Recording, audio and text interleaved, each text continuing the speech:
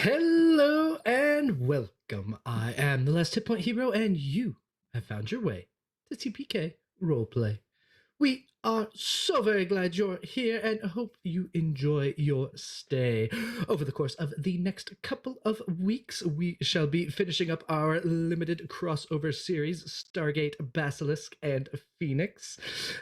First and foremost, this actual play stream contains adult language, adult situations, some violence, and for anyone unfamiliar with the Stargate SG-1 IP, the primary antagonists are a serpent-like creature that burrows into people's brains, enslaves their bodies, and pretends to be gods. So lots of unpleasantness on the baddies' side of the table. Fortunately, Stargate Phoenix is here to fight the good fight. Safety tools are in place for the players, but you, as a viewer, do not have such a luxury. So, if there is anything that makes you uncomfortable, feel free to gate away for a few moments and come back once the all clear is given. Barring that, kick back, relax, keep all heads, hands, paws, and claws inside the stream at all times. Click the link that I'm certain will appear to join the Discord for TPK Roleplay. Hit follow so that you can catch the wonderful shows that are on consistently and constantly with these fantastic folks. And above all else, be good. That's the rule. Be good. Secondly, we have the special announcement of 2 new members to the Phoenix team. One, a familiar face when let's just say crossover is very literal in this series, and the other we will be introducing you to very, very briefly. So everyone, will say hello. Tell us a little bit about your character that you're going to be playing, and for the question of the night, how does your character choose when they're forced between the lesser of 2 evils? Nothing but bad choices. How do they reach their decision?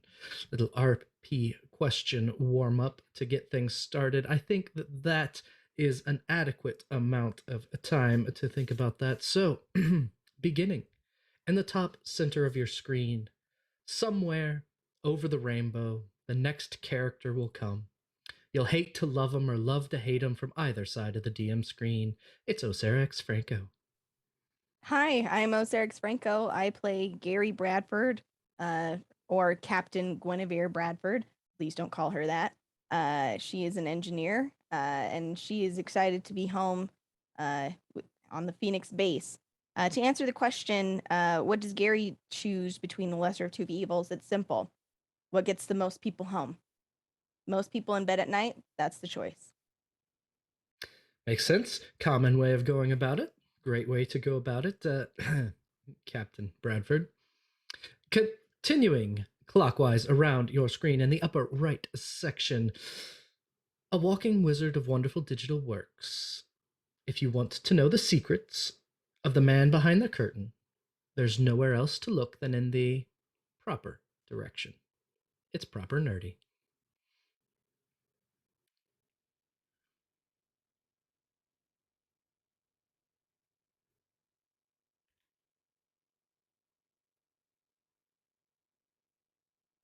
Oh, proper.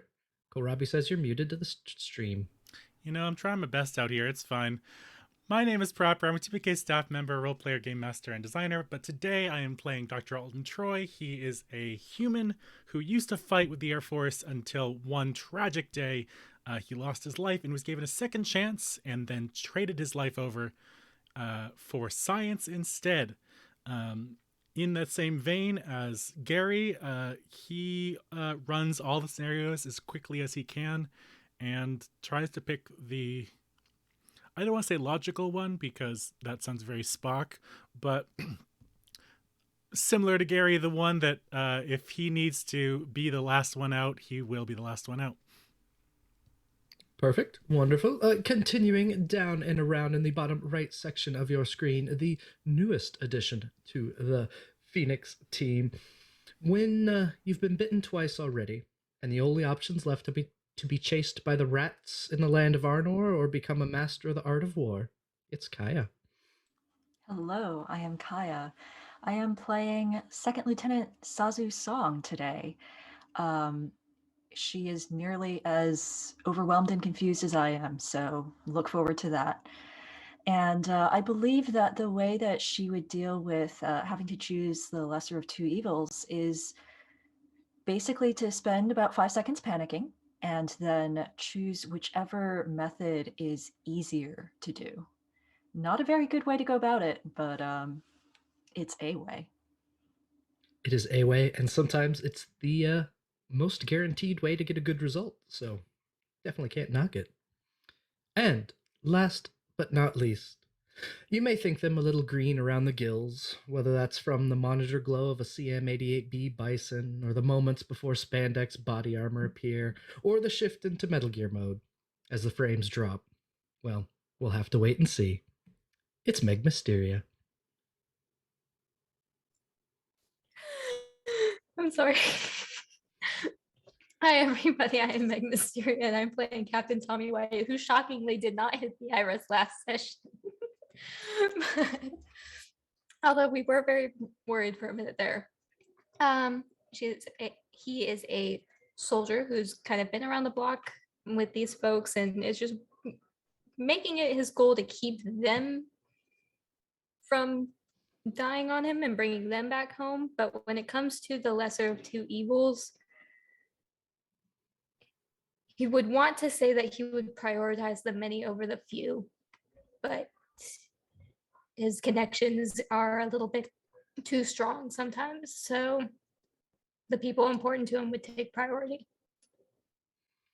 Perfect. Wonderful. A interesting look into how these characters might deal with having to make a bad choice no matter what, which isn't at all ominous for the DM to ask about just before a session, so that's cool. As for me, I am Last HP Hero. I will be general lawyer and any other NPCs we come across this evening. And I think before we truly dive in, we probably ought to bring everyone up to speed with a little clip put together. Proper, would you show us what happened last time? Previously on Stargate Phoenix. Getting real tired of these weather problems. You all do seem attracted to places that you don't want to get caught outside in the rain in. I'm becoming downright hydrophobic. The base alarm suddenly goes off. And Danae's voice is broadcast throughout the base. Unscheduled off-world activation. Base lockdown procedures initiated. All on-base teams. High alert. Security to the gate room. Very unusual. It's an SGC code. It says there's no place like home. There's no. Is that a biocomputer? Could be. I don't think I've ever seen anything like that, but that's fascinating. Oh, and you're one of those without guys. even thinking How about are it, your people at fighting? you just hear on the comm a little help. Is this scary? It is. I'm gonna say looking at Alton. Sorry, Alton is panicking because he pulled the thing out of the DHD. He doesn't know if that's good or bad at this point.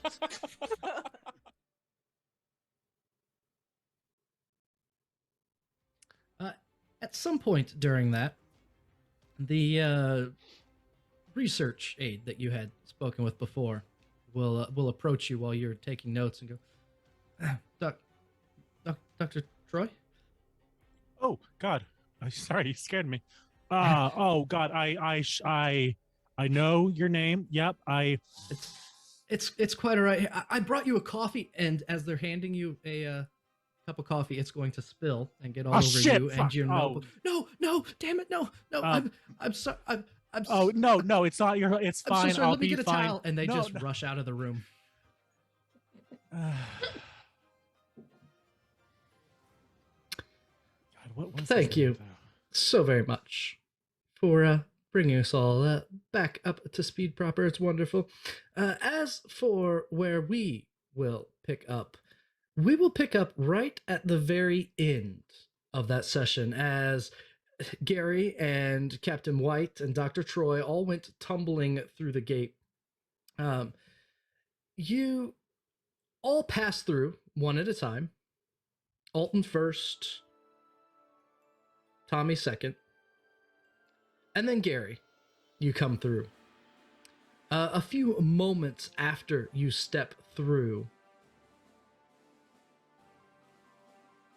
the puddle dissipates. There's no other information coming through. The Stargate isn't held open. And it's just the three of you. You're standing at the base. Up above in the command center, General Lawyer looks down and goes, Phoenix Full, welcome. Well, that must be our Dorothy, but where's Rousseau? That's kind of what we're trying to figure out, General. Seems like we left our lieutenant on the hattock. You left her on the ship? Apparently. Briefing room, Phoenix Full, we need to come up to speed. He points, and rather quickly, the three of you are escorted up to the briefing room that's just adjacent to the Stargate. He is already standing there as you come up the stairs. What in the hell do you mean? You left her behind?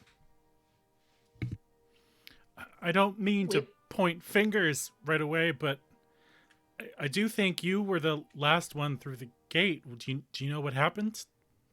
I don't remember your name. Sorry. Dorothy. That's all right. Hello, General Lawyer, right? This is what it was. Captain Guinevere Bradford. Gary would be preferred. The gate was left open, sir. I had every indication to believe that Rousseau would be able to travel through the gate of their own volition, should they choose to do so. There was no interference made to the DHD as I left it, though it seems your squad was very quick to pick up my bricks, which is fine. It's a little cumbersome this time around. Either they're playing a very sophisticated game of finders keepers, or, well, your man just didn't want to come through. Just a moment. Danae, redial. See if we can get a message out. See if we can catch Rousseau or not. Let's see what's going on here. The Stargate dials up. Seems to connect just fine. Danae is typing away at the computer. She looks up at the general and goes, well, we're not getting any response, General. She's not there. Send through a map. Let's get a visual. And while we wait for that, we'll finish up here. This is not how I wanted my day to go. Well, I'm glad the two of you made it back, and that you brought back this, somebody that's, I suppose, been in the thick of it for quite some time. You, Captain Bradford, was it? Yeah, Gary. Gary. Well, we're going to need a full rundown of what you've been up to and really a full debrief in general. But before you do that, I do want to bring in one more individual. See, after the recent encounter that Phoenix One had, where Mace was able to diplomatically pacify the Unas, we thought it would be prudent to bring in a diplomatic expert to, let's just say, augment the capabilities of Phoenix 4. So we looked around for the best of the best, and, well, I'd like to introduce the three of you, I suppose, Gary, if you're going to be part of this team, to Second Lieutenant Sazu Song. Second Lieutenant Song? And why don't you go ahead and describe who comes around the corner, Kaya? All right, coming around the corner is a young woman in a suit and her hair braided over one shoulder. She looks incredibly excited, incredibly just overwhelmed, and, walks up to, a bit of a distance away from everybody and just sort of bows once and then says, hi, yes, I'm Sazu Song. Nice to meet you. Likewise, I Nice. guess. Indeed. Name's Gary. Gary? Pleasure to meet you, Lieutenant. I am Captain White. Captain White? Oh, sorry. Where's my manners? Alton Troy. Alton. Oh, very, very nice to meet you. I hope that I can be of some use to you all. Yeah. Well, we're kind of missing our leaders, so I think diplomacy is going to be paramount, let's just say. Hopefully I don't have to do any leading, but I'm happy to follow your lead, and yeah, thank you. Of course. Well, Lieutenant Song, go ahead and have a seat. We appreciate you being here. General, just real quick. Is there? I'm starving. Can I get like a snack or something brought in, just real quick? You want us? Yeah, we'll see what we can do. That'd be just fine. Danae, never mind, Danae. Airman, yeah, go get. You know what? Go get some of those nice little cakes. Yeah, the ones that. Yeah, those would be fantastic. And an orange, please. And an orange. Orange. Well, so be it. So, we have a couple of issues. We'll be sending the MALP through here shortly. He will look through the window down at the Stargate as the MALP passes through the puddle. Should be getting a report back from Tanae at the moment, but I need to know what happened in there, Phoenix 4. We are one person up, so that went according to plan. Well done. But one down. It's hard to say. It was all piecemeal. We got separated pretty quickly and ran into what do you call the other group there, Gary? Basilisk. It's a secretive organization. Hell bent on the destruction of the gold at any means necessary.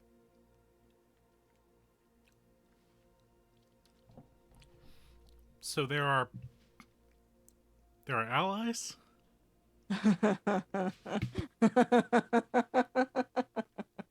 You like selfish people holding the gun to your head all the time? You think that's nice? They're nobody's allies but their own. They don't give two craps about Stargate. In fact, they've got one of our X-Mems over there right now. Some Doc Martin goes by. Doc Martin, what was that first name? As General Lawyer starts taking notes. Gary's gonna reach back in the, behind her vest and pull out a notebook that she'll slap down on the counter and start flipping through. Let's see. All right, let me start from the beginning here.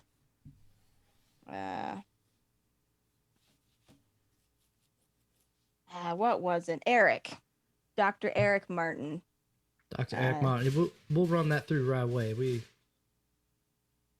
really do need to make sure that that gets followed up on.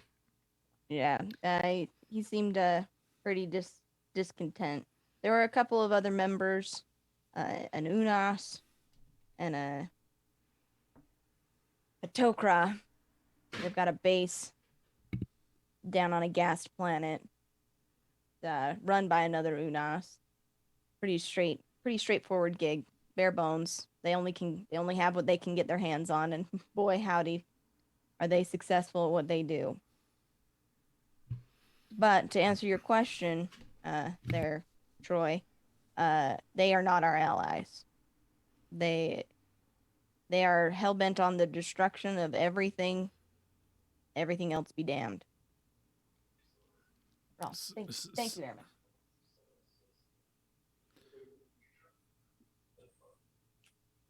Well, that is certainly unfortunate to hear.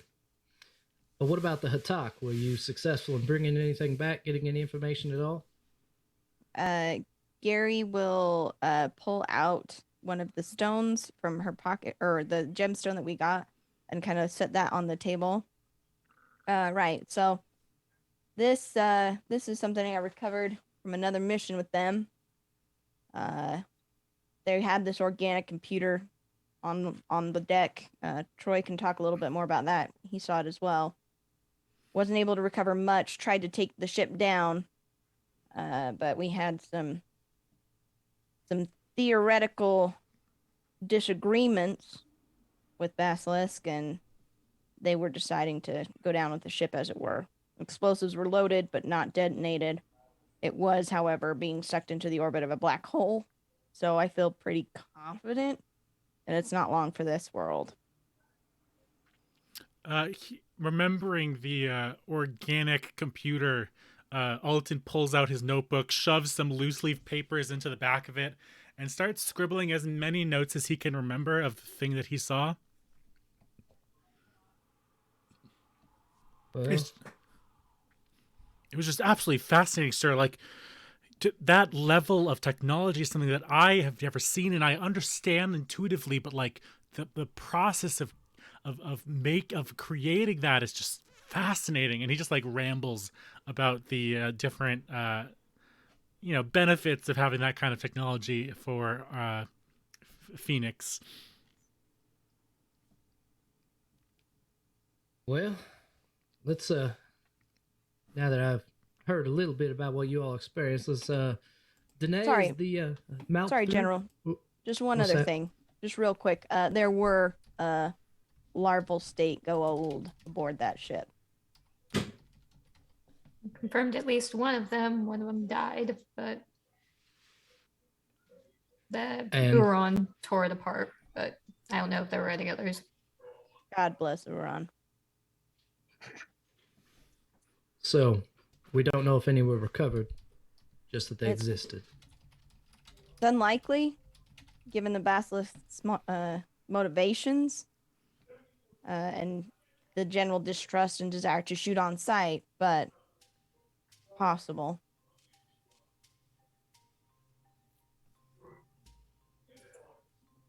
Well, hopefully we can track some of that down. I believe, yeah, we're getting word back from the MALP that's gone through. It seems like the Hatak is gone. And there is nothing but rubble and debris.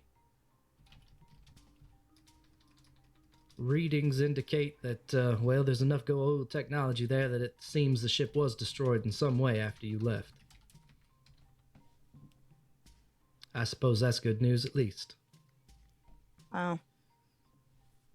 But I also suppose that means that,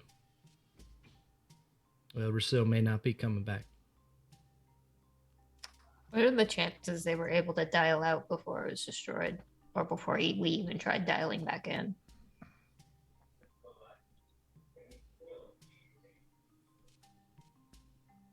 I don't know. I suppose there was enough of delay that if they left right away, they probably left in time. From what you explained to them, I don't think they would have hesitated. So that means that Karis is with Basilisk now? Either that or none of them made it through. I guess we're going to have to keep our eyes open and see exactly what befell that group. Captain Bradford, we will Yes, General? continue any additional debriefing at a later date. Until now, I think it'd be a good idea for the four of you to get to know each other, have a little bit of R&R, and, well, we'll try and sort out our next moves. Dismissed. Gary nods, finishes peeling her orange that she then breaks in half and holds out the other half to Sazu. You hungry? Sazu just like stares at it for a moment, and then, you know, it sort of sinks in what's going on, and she says, "Oh, thank you." Yeah. Mechanically, you all have some downtime. So downtime in this game means that if you would like, you can choose a downtime activity over in the Phoenix base, and downtime activities essentially improving something for the upcoming mission. If there is nothing appealing to improve, you could also improve any of those without receiving a bonus. Besides that, we'll take basically a few days. If there's anything you want to chit-chat about, say hello to each other, anything along those lines, now's a great time to do it. And after that time's passed, we'll go to our mission. So, for downtime, does anyone want to start with what they are doing for the next couple of days? I feel like Gary would be in a series of debriefings, relaying all the information that she collected via, the different missions that she was on. Most of it would be contained in tapes, as when she was in the mess hall listening to music, she was actually recording the conversations happening on her tape recorder. She is, in fact, a communications expert. So she would be providing those tapes as well as written up briefs about what was collected in the different missions, any ambitions, and relaying that to the general. There would be one note in the final mission. She would kind of... I don't know, General. I don't know about this squad. Not this squad, but that Basilisk team. What do you mean you don't know about them? I couldn't get closer to the top. I thought if I had more time, I might be able to figure out who's running the thing. See behind the screen a little bit, but they play it real close to the chest there, General. Well, I didn't get much information about your mission itself. It was very strictly need to know. Very few had those details at all. And that was the very reason it was so tight. We've been able to find out so little about Basilisk that, well, we're just not sure what to make of it at the moment. Understand. There was a strange exchange when I left through the gate for one of the members. It was a very bold-faced threat. I'm concerned that they might be escalating, sir. I don't think it's just about stealing anymore. Well, it would certainly make sense that they were working towards something greater.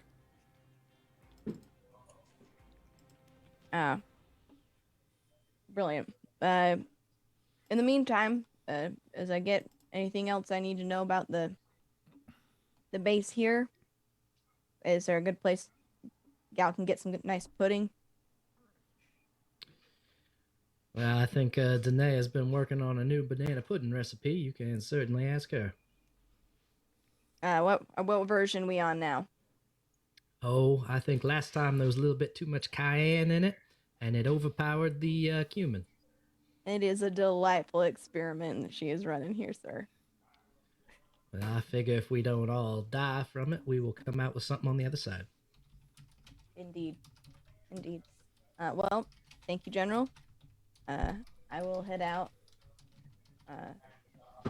and get to it then, sir. Fantastic. Now, because of a generous tip from one of our viewers, I would like everyone to just go ahead and choose one of their skills. Can be any one they want, and just add a 1 to it. Ooh. Ooh, thank you so much. Thank you, So, Mr. thank you, Saito. Mr. Saito. So whether it is your, stealth or perception or any of those at all, just choose one, give it a permanent bonus, and make you just a little bit better at something. What of the rest of you? What are you doing with your time? Mechanically, Gary, anything you want to pursue mechanically for your downtime? Mechanically, I think it would be her heading to the armory. Like after, like in between debriefs, she would be in the armory, repairing gear that she had that had gotten under disrepair due to lack of tools that she at her previous location. So that she would be trying to get her stuff all cleaned up. I went ahead, improved that by 1 for the next time, so that'll be a +1 for anyone else. What of the rest of you? What are you planning on doing for your downtime activity? I'll go next because I'm next in the order, basically. As a change to my normal approach, just always spending all of my time in the research lab, I'm instead going to, mechanically, it's going to be that he wants to benefit the rec call, so we're going to add a +1 to the rec call. But he wants to, he totally screwed up his last interaction with Dr. Steinemeyer, Steinemeyer, there we go, and is trying to either catch him in passing or just kind of work on his social skills because they are seriously lacking. It's safe to say that you can find Dr. Steinemeyer around the base. Hey, sorry for whatever happened before I left. It's cool. It was my fault. It was my fault. I wasn't careful. I'm so sorry. I didn't hurt any of the research, did I? Not in the slightest. It's all up here. Benefits of a super brain, you know? I mean, you don't, probably, I assume. I can imagine. I mean, it's Kevin, by the way. Pleasure to meet you, Kevin. I'm Alton. Oh. You know, we never had that coffee because it did spill everywhere, so why don't we get some that really atrociously bad coffee they have around here. It's surprisingly thick. But in like a good way, sometimes. When you wake up really early and you're like, I don't care. This is a breakfast and a coffee all in one. And when you have to fight it into the cup, it's really an eye-opening experience. So. And I think that scene fades there. Yep, sounds good. We'll improve the rec room. And what of the other two of you? I think Tommy is probably working through some things mentally, and in thus doing so is working things through physically and hitting the gym. Okay. Go ahead and add that bonus to it. Mostly just going through some fairly standard combat martial arts. If somebody's around to spar, then sparring with them, but for the most part just doing that after, of course, having to get cleared from medical and possibly ignoring medical after getting treated from being slashed a few times by that Unas. You get everything bandaged. Dr. B is happy to get you at least ready for some time in the gym. When you do get there, you do recognize someone there, and they ask to spar for a bit. It's Imlin, the Jaffa from really one of your very first encounters here on the base. Ah, Captain White. Your missions have been going very well with Phoenix 4? Depends on your definition of well, Emlyn. Seems like you're adjusting the things here. Well, I think I learned a lot from Rousseau, and I wanted to thank her personally. Is she nearby?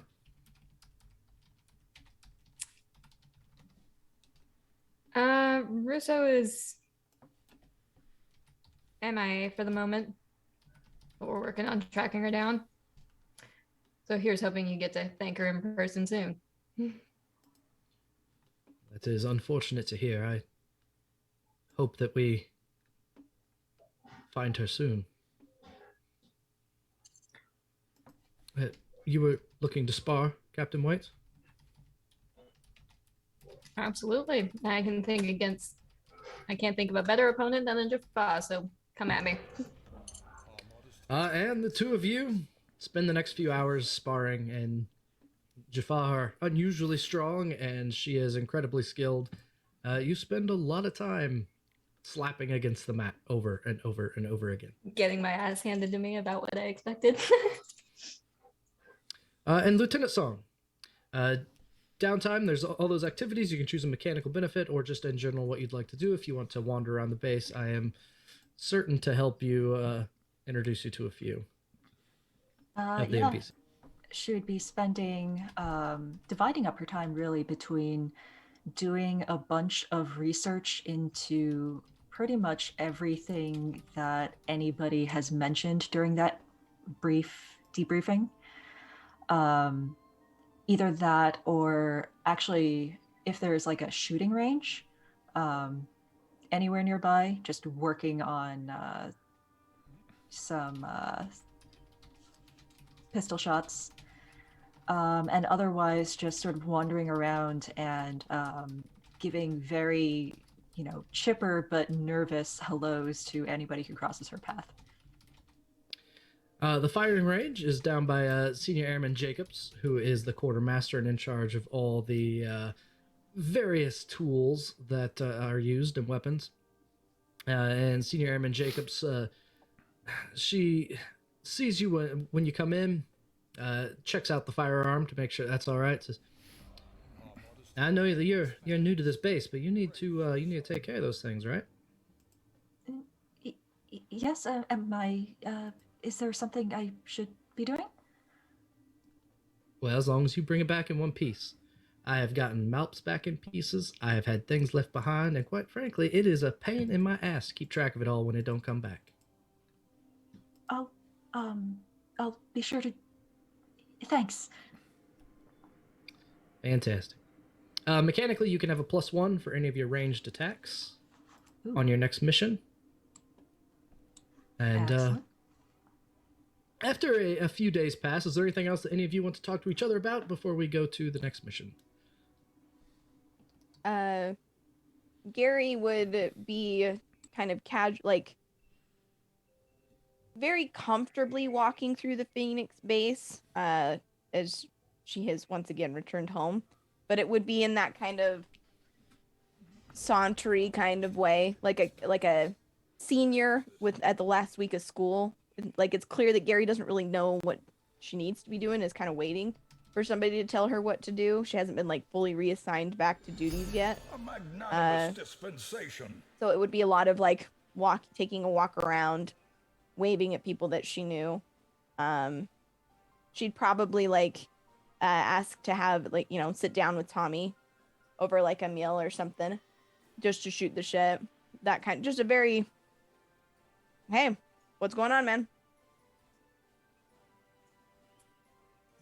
Not a lot outside of the several dozen new bruises that Emily's given me.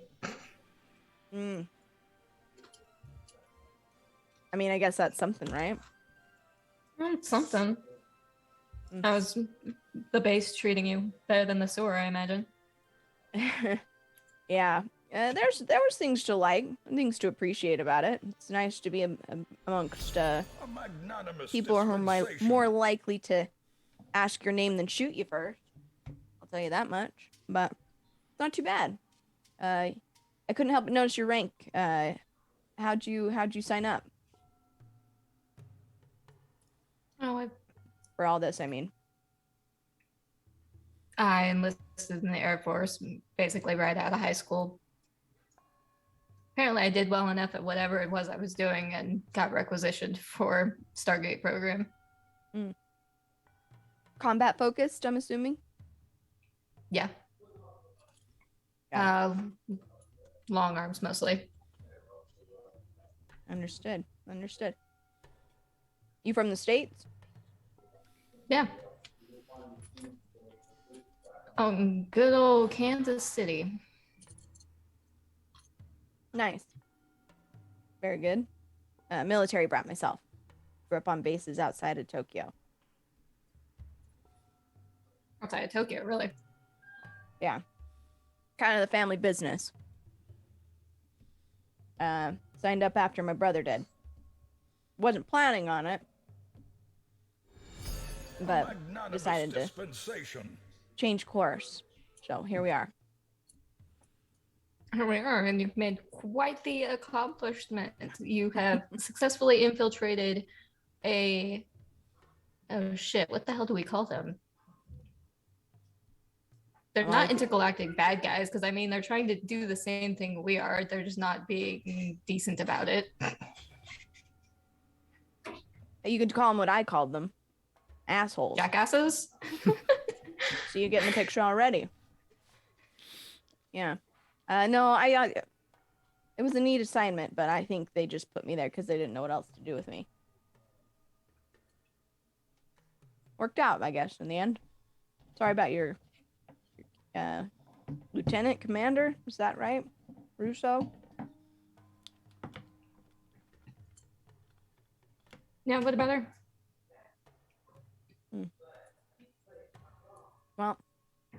Well, would you look at that? Gary, a familiar voice from behind you steps up. Captain White, you look up and see Dr. Langley that you were with off-world the other day. It seems that Guinevere found the babysitter. Hi, Doc. Was not expecting to see you around here. Well, sure there's a lot of things you weren't expecting, Langley. Finally did crack those little bricks of yours, by the way. Oh, did ya? Fucking knew the whole time. Damn it. Sorry, that outburst is absolutely in character. That Took you long seems enough. par for the course. Well, you don't always make it easy. Never have. Wow. Figure I gotta make trouble for two instead of just one now. You know what I mean? You couldn't have told them not to take them out of the DHDs? There was They the had a matter hell of of an escape plan. secrecy. I thought that when I told them they wouldn't blow anything up, they would leave them alone. It's fine. It worked out. We're here in one piece, but... So how many did you get planted in your time away? I figure you've been gone, what? 4? 5 months now? Got one in every single DHD. So the network is up and running then? I'm good at what I do. Unlike some. I don't say For that. those Captain White did a oblivious- fine job. I don't know if that's a praise or an insult, but for those of us in the room who are oblivious, what network? Captain Bradford here has been, let's say, experimenting for quite some time on auto-dialing. Sending information from gate to gate, and those little yellow bricks, well, they can accomplish that. Passing information through the network is particularly important, and there's no quicker way to do that than, well, to dial. Consider it like the Pony Express of space. let's just say it's convenient to know where these gates are dialing and where they're being dialed in from.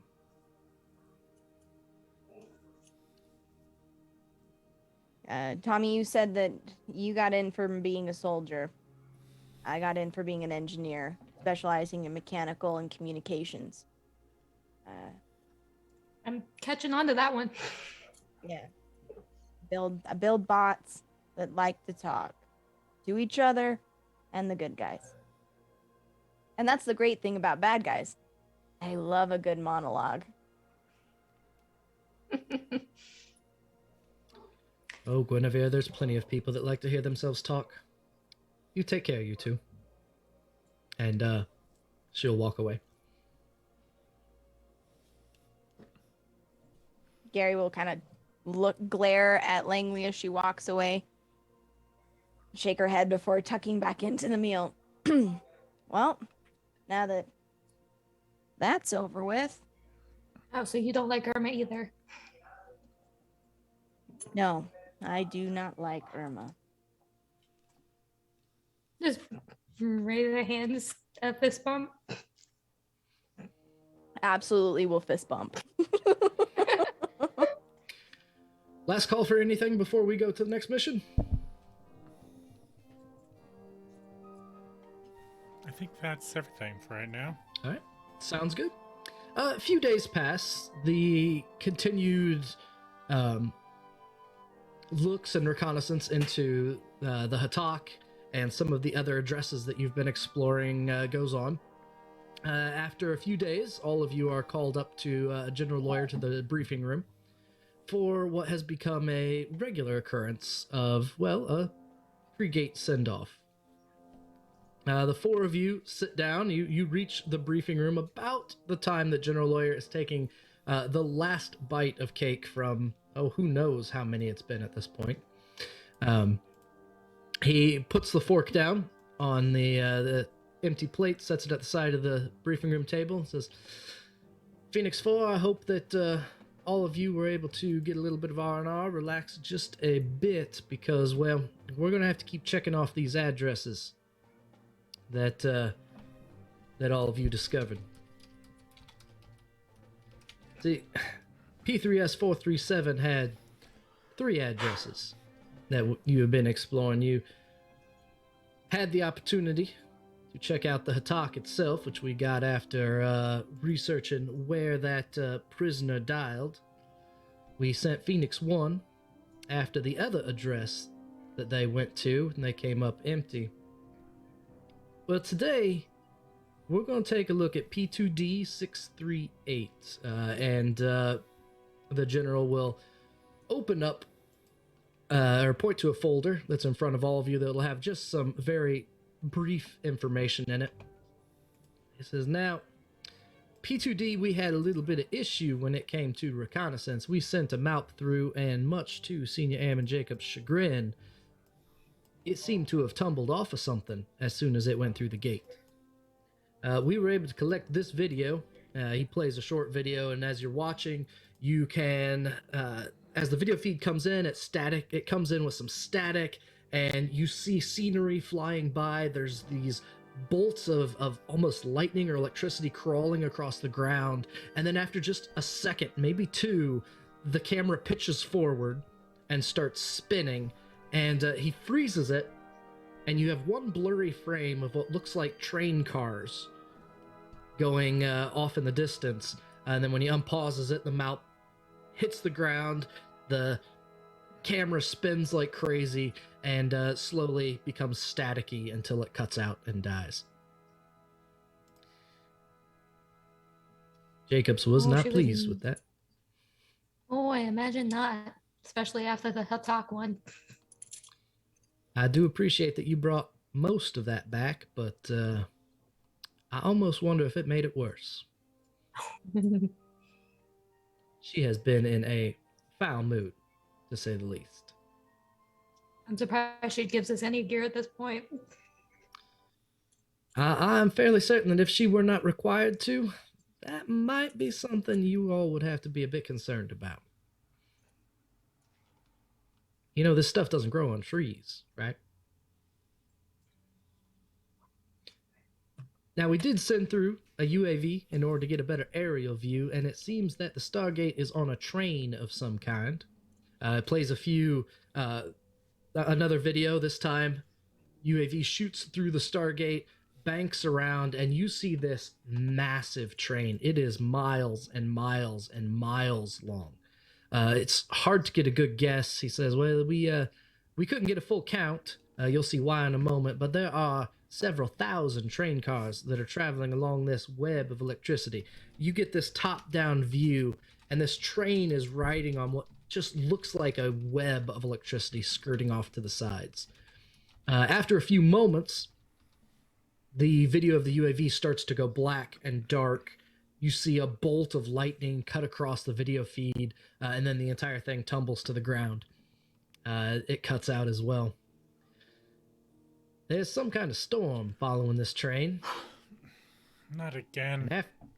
After we lost both a MALP and a UAV, Jacobs just wouldn't release anything else. It does Always appear the damn weather. that there's about 6 inches before falling out the side, so if you go through careful, you should be able to make it through without any problems at all.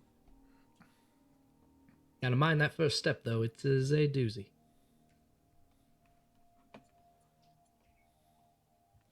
So keep to the give edge of them the ring general. and try to grab on.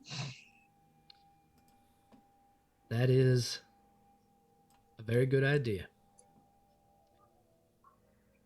Now, we need to know why this Stargate is on this train. We need to know what in the world is going on with this address, and we need to figure out why it might have been on the same cartouche as the other addresses at P3S437.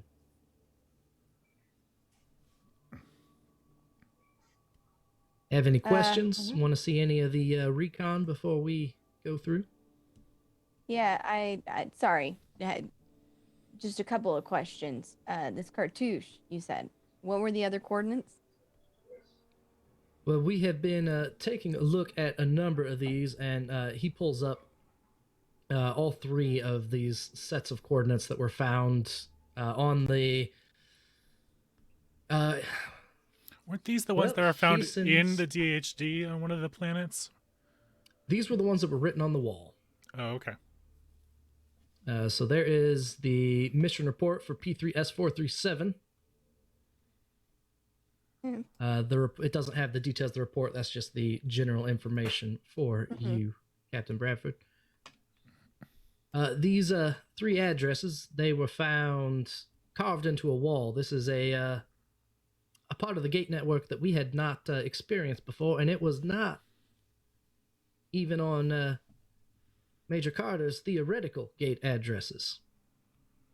It seems this is a isolated network that, well, so far the common denominator seems to be a winged serpent.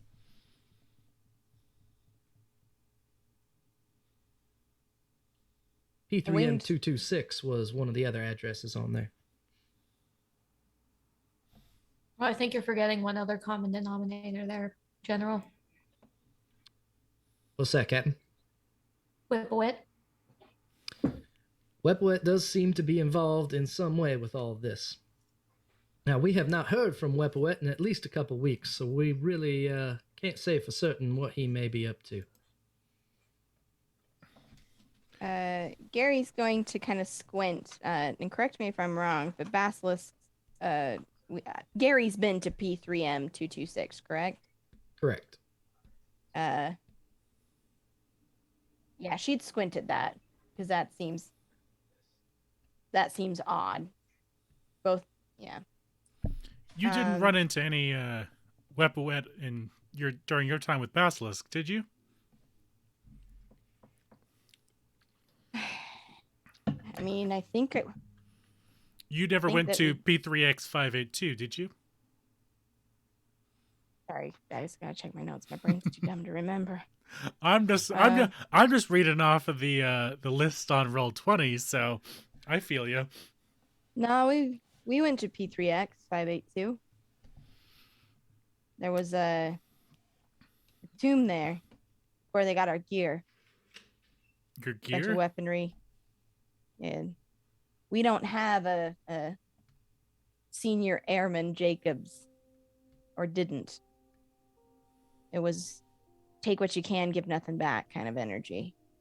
So it was scrounge. We got orders from the upper ranks of Basilisk to go there, retrieve items from that tomb, and bring them back. That was the team's armament.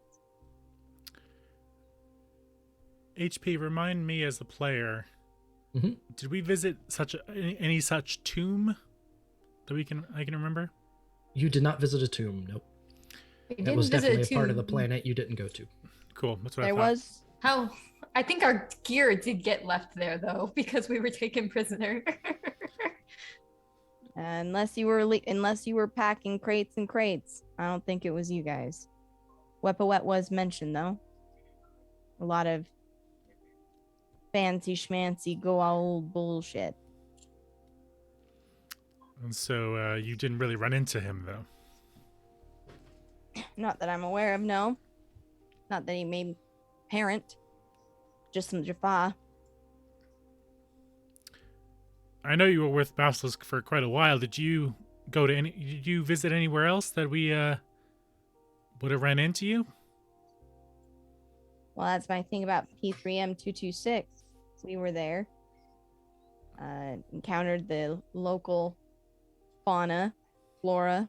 Not sure which to call it at this point. They gave us the crystal, which has since been turned over. Retrieved that from there. They gave you Place a was kind- crystal? Yeah, that's right. I had to We been in- after we went. Pardon? I had to have been after we went because there was no gold brick in the DHD. You checked it. Didn't you, Troy? Always. Sorry if I fucked up your plans, but No, it's fine. I mean, it should be all right. Mostly it was leaving there for intel until I got pulled out. I had to build the network, but it was also essential for communicating back information found. Lieutenant Song, I know we're kind of talking past you here, but any ideas on this upcoming mission? Any of this sound familiar to you? She has been basically just like watching everybody with wide eyes and periodically taking notes for the entire meeting. And she says, honestly, I'm mostly just still thinking about how to not fall off a train. It seems to be the most pressing thing. Fair. I think to Song's point, we should probably get going. We can start piecing this together, but it's clear that there's a pattern between what you guys are doing and what they were doing. Or I guess what we guys are doing. Song, they were have you ever doing. been through a Stargate? No.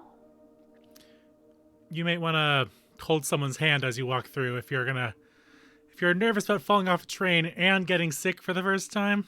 Not ideal. She just kind of like holds out a hand, like very nervously. When we get there, I got you.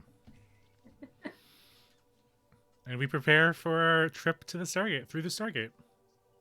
Now, there is something of particular importance. I have made sure that Senior Airman Jacobs has brought an aqua generator down to go with you. Now, we obviously cannot send this through on a MALP or Fred. We will lose another one of those devices, but it is small enough to be carried by hand. We do not know if there is a DHD available or not on the other side. Now, manual dialing was covered in basic training. All of you should know how to dial a Stargate manually. You just need to get enough power to it. The aqua generator here should provide enough power for you to dial out. That'll be there to pick up. Other than that, if there's anything you need, you pick that up from Senior Airman Jacobs, and we'll meet in the embarkation room. Is Understood. there anything special anyone wants to bring following knowing what you're going to find on the other side?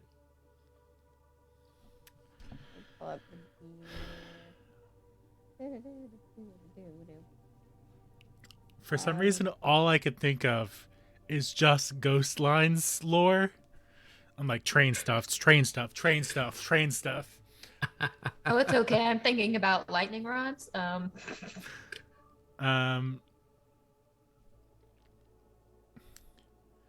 mean, I Gary guess would be take.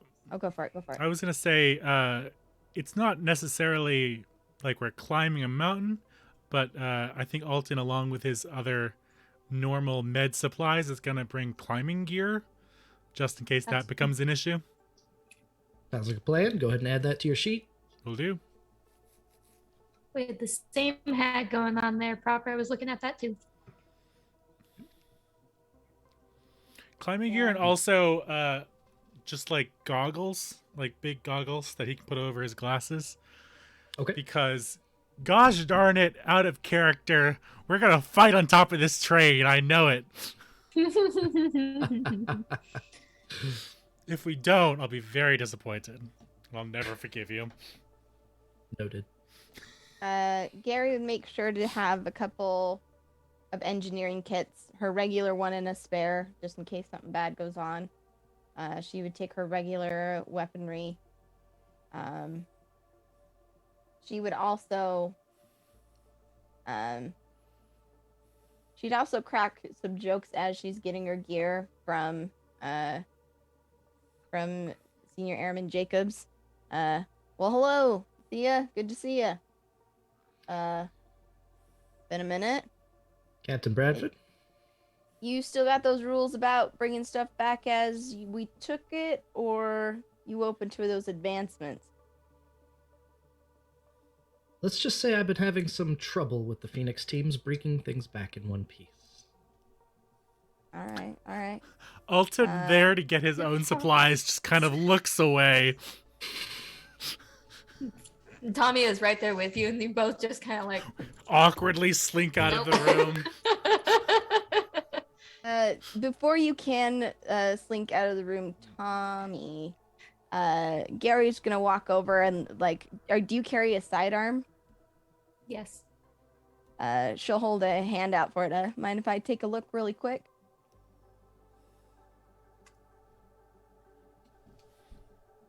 Promise not to shoot me with it. Oh, I see how it is. And Gary will take the gun and fiddle with a couple of things really quick, pulling out a screwdriver, tightening, loosening things before she hands it back. Just a couple tweaks, make it a little smoother experience. I'm using my modification sidearm calibrations. So one character sidearm, you get 1d4 to attack rolls against targets at short range until your next long rest. Gary would then also, let me see, it's in here somewhere, turn to Song, if Song is there, and say, listen, this is going to be a little weird, but since this is your first time through a gate, and you just want to make sure you make it back in one piece, I have my own quirks about me, right? But I can maybe help you out if you don't mind. Make sure you come back in one piece. And she would try to use her modification armorer. I can choose a character's armor, and they gain +1 AC until the next long rest. Ooh, yeah. Sazu is not exactly sure what's going on, but nods gamely and steps forward. Yeah, Gary will kind of help put on like a bulletproof vest kind of a deal, helping getting it like tucked in. You'll hear, she'll go, oh, well, this won't do. And you'll hear her kind of duct taping something to your vest, like on the back. You're not able to see it, but you can feel that she's like smooth.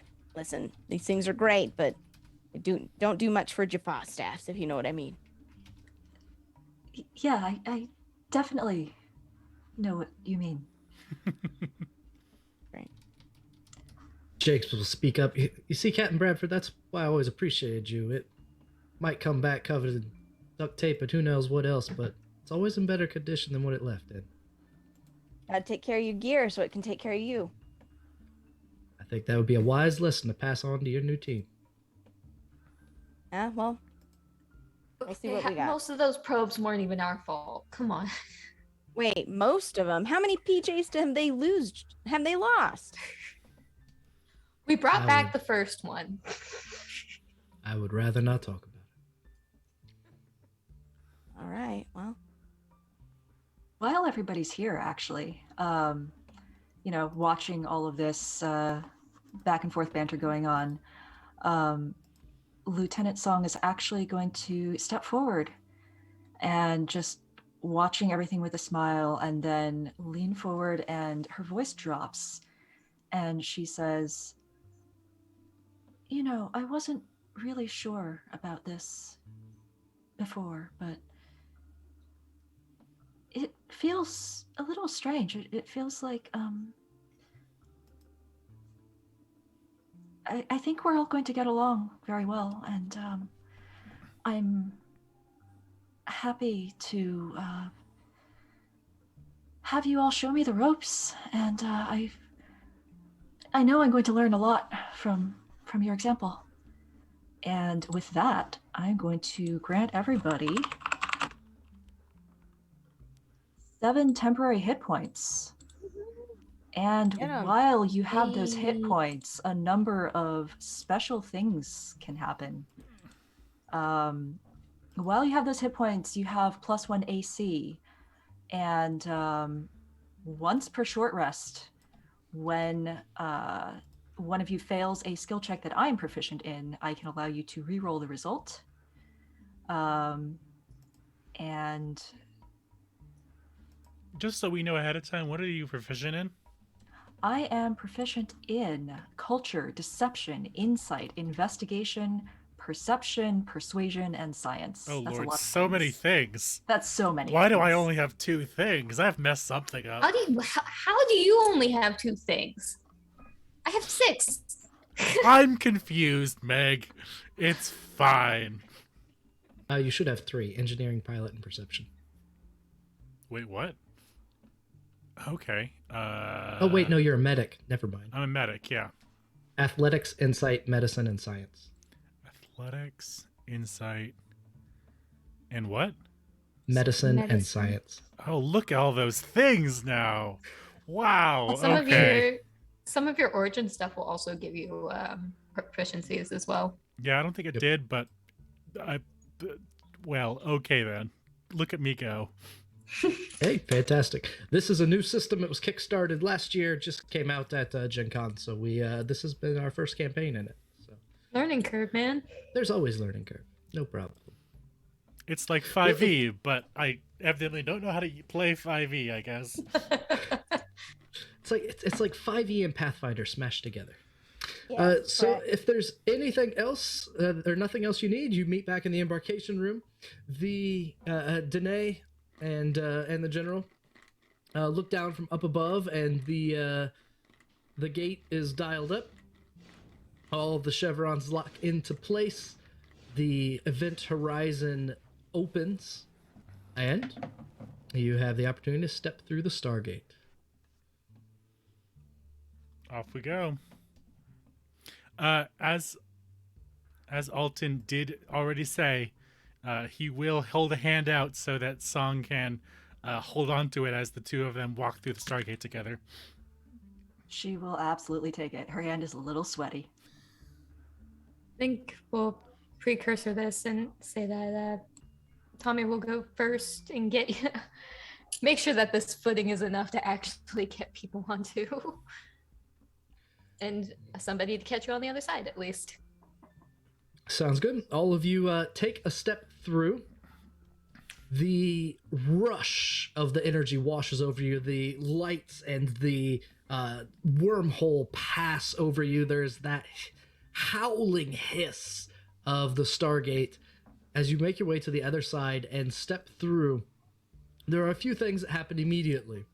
One, in front of you, the scenery is rocketing by, and wind just blasts you right in the face. 2, there is only about 8 inches or so of your toes hanging over the side. And 3, there is a clang as something bounces off the Stargate near your head from the other side, and someone says, he was right. There's more of them here. Get word up to President Ishkur. And it's probably a good idea for me to throw you on a map and us immediately roll initiative. Kind of neat.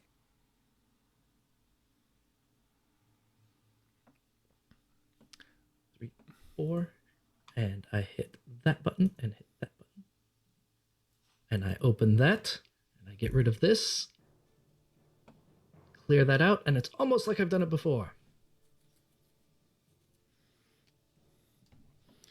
Time to do things.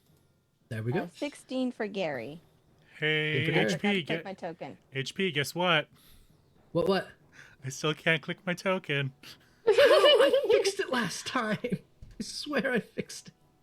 I did not fix it. That's fine. I fixed it, and I deleted it, and then I put it back. You should be able to for this one. Thank you. Absolutely. That should be a 7, but I didn't have my tokens selected, so just overwrite that 15. No problem. I'm on it. And then, Osir X, if you would click on your token and then roll, and Okay. All right. Sorry. then I'll fix it to what it was. Phenomenal. I mean, I'll take the 17. Well, you rolled a 16. How greedy do you want to get? Listen, I'll take every. You take what you can get. Too much time spent with Basilisk. They're rubbing off on you. Or did I rub off on them? Gary, you're first. Now, something to remind everyone. You can fight as much as you want to or not. There's plenty of ways to get out of combat. Yeah. Gary, as they come through and her feet are kind of right there on the edge and she hears voices behind her, I want to turn around and do I just see these two guys with guns levied at me? So as soon as all 4 of you are through, the Stargate itself closes and you turn and you see 2 figures. They don't have traditional guns. They have what appears to be a harpoon gun. And laying on the ground not too far away is a metal harpoon. The one is currently trying to reload and has a hose that goes from the bottom of the gun to a tank on his back. He's looking your way, gesturing for the door. He's the one that said, he was right, there are more of them. It's another group. It's another group. Oh, whoa. Gary's got her hands up as she comes through, and she'll just step to the other side just to make sure she's not falling off. Say, hey now. We don't know nothing about nobody coming through here.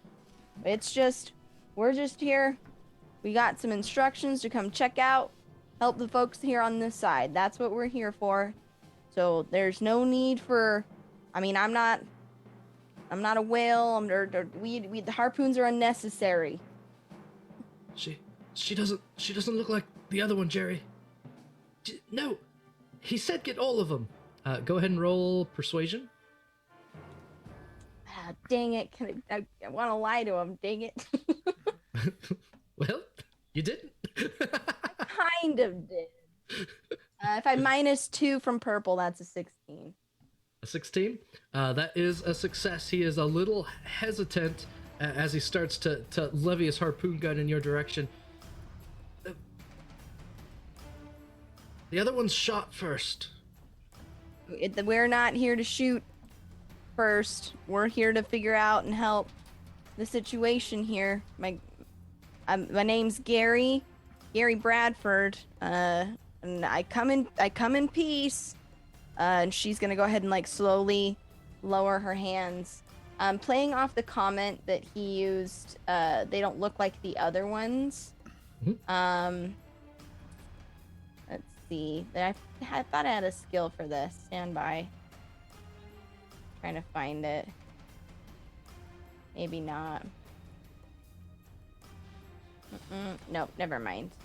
I don't have the thing that I thought I had. But she's just full on like, we're just here to talk. If there's someone we can, a commander or an officer that we could engage with, I mean, happy to have a conversation with words instead of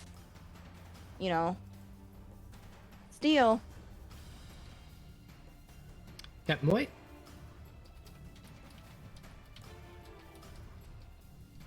Gary said, we're not here to fight. We're just here to see what's going on. Yep. Roll persuasion.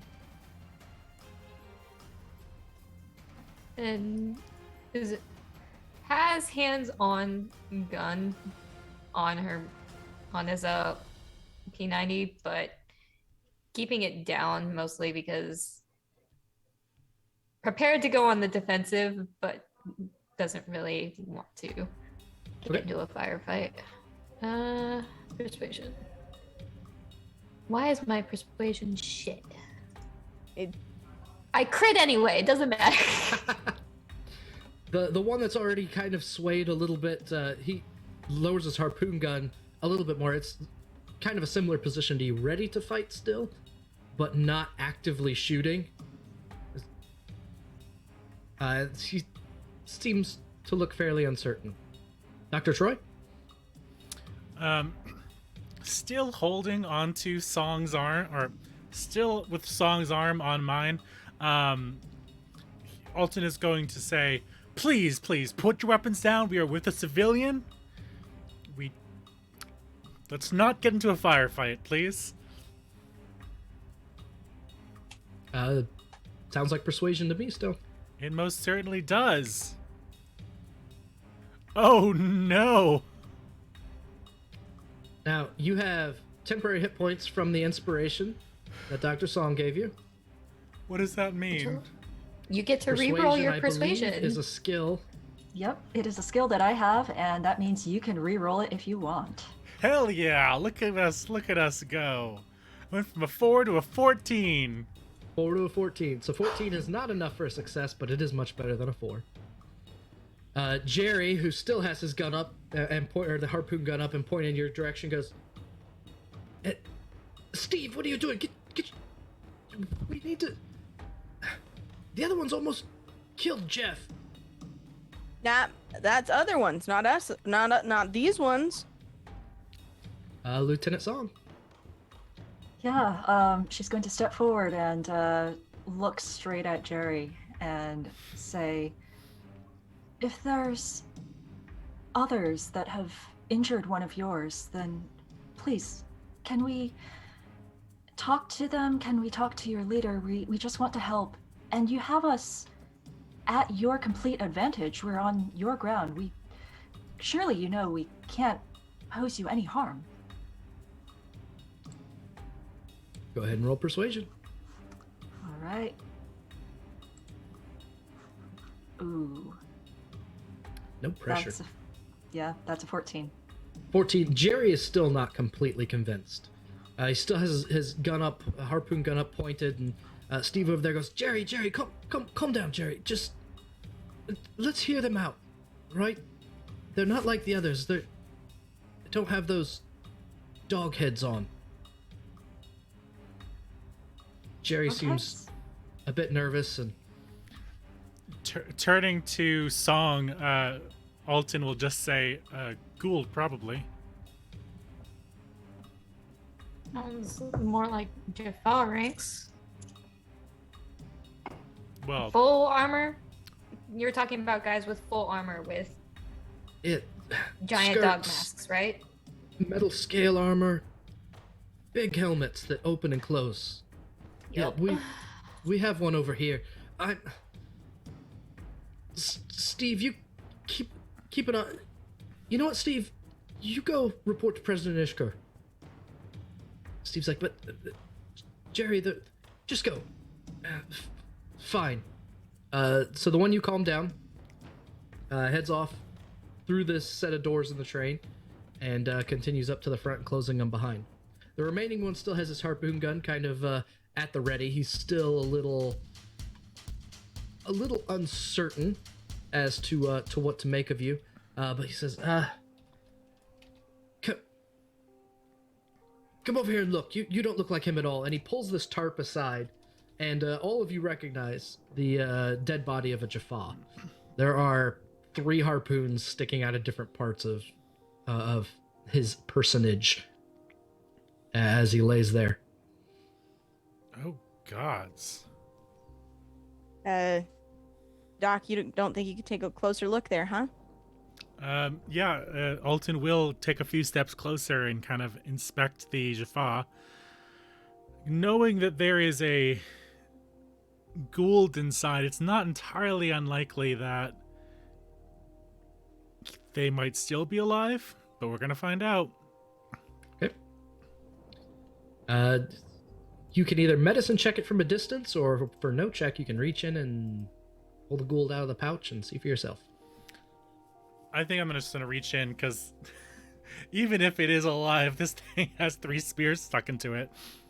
The gesture to Jerry. You might want to move away from there. Jerry kind of takes a step and lifts the harpoon gun at the Gould on the ground. You reach into the pouch and you pull out the Primta. Mm-hmm. Very, very young Gould symbiote. Too young to take control of a host. It's dead, limp in your hand.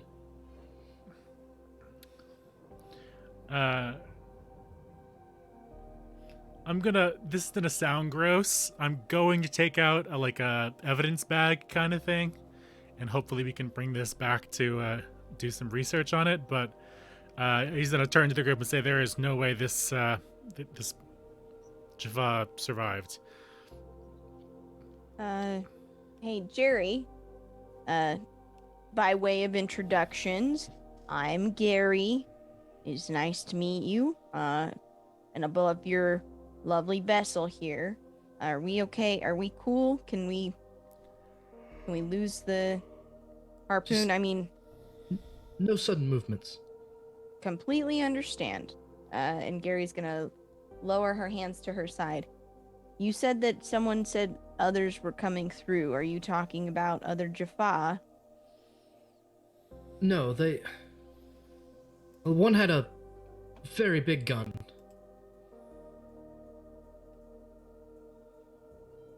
The others looked quite a bit like some of you.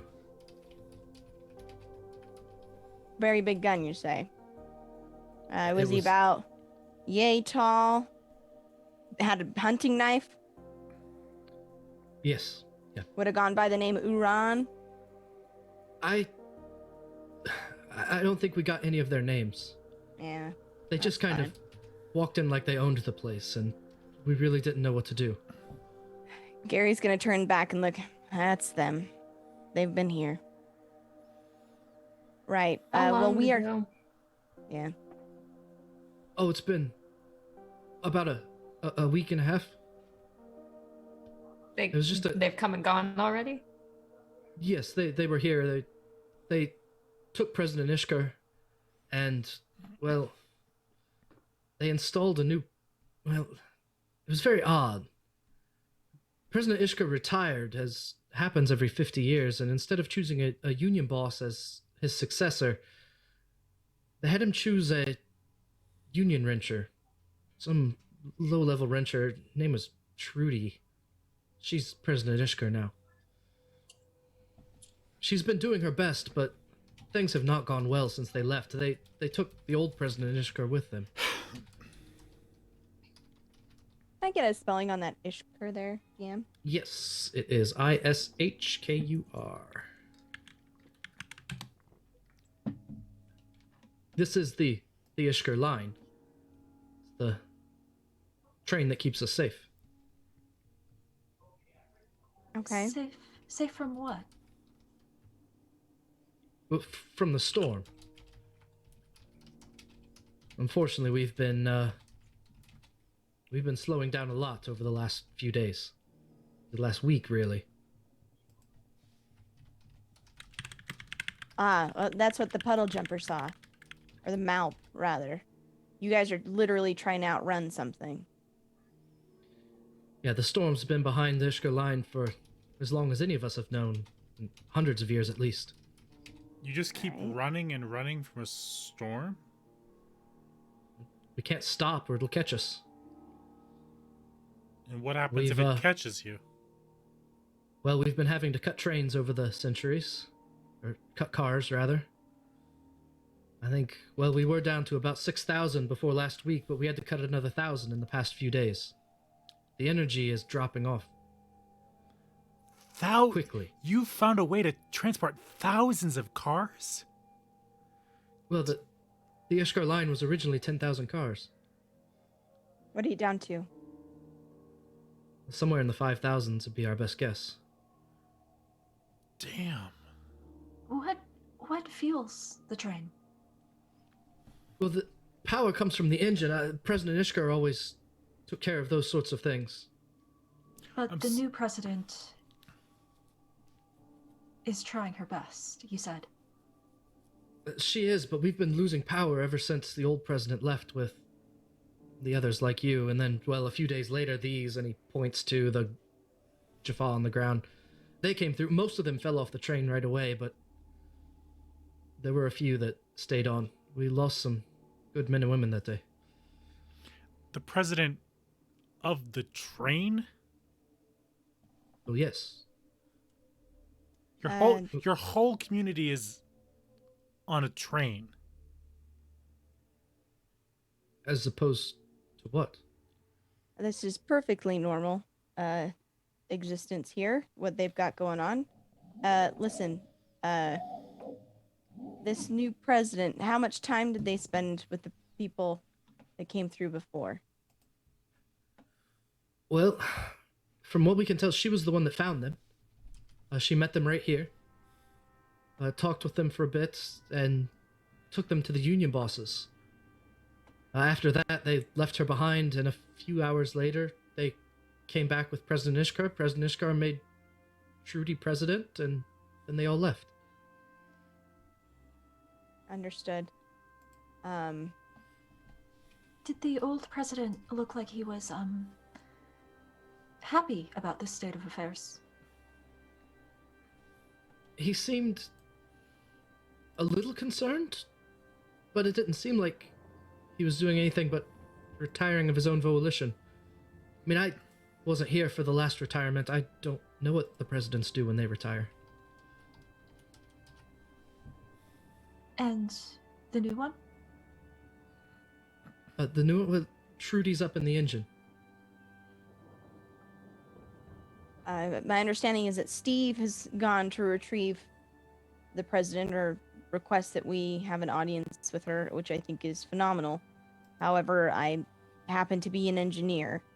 I would love to be able to take a look at what you've got here, see if there's anything that we can't do to optimize the power coming through that engine. What kind of power source are we talking? Nuclear combustion?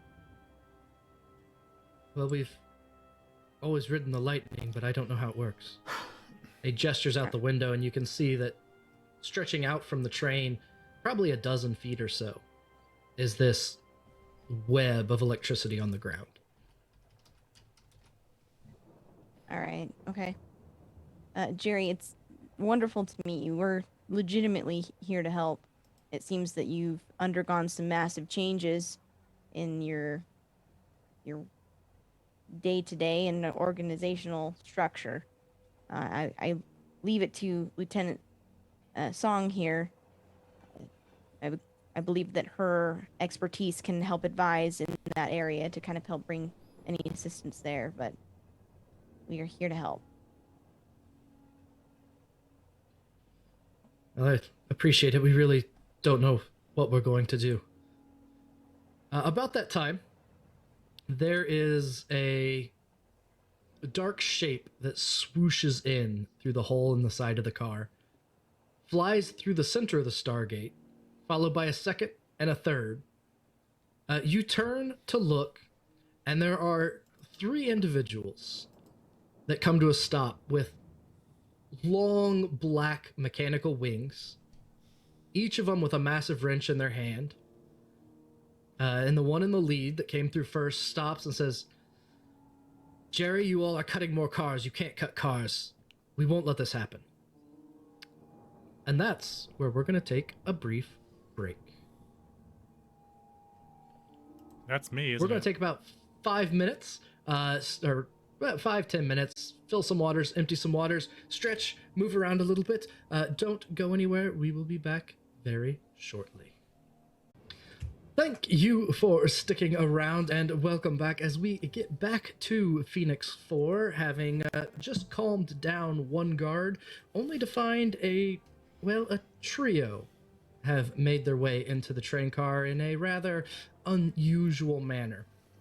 The four of you turn, and landing behind you in the middle of the train car and slowly standing up, there are these three figures. The woman leading them has hair tucked into a flight cap, goggles that she has over her eyes. She has what appears to be a flintlock pistol in one hand, and in the other a wrench of significant size. Her two friends behind her also have wrenches. She says, Jerry, damn it, you can't have them cutting train car. Who are these?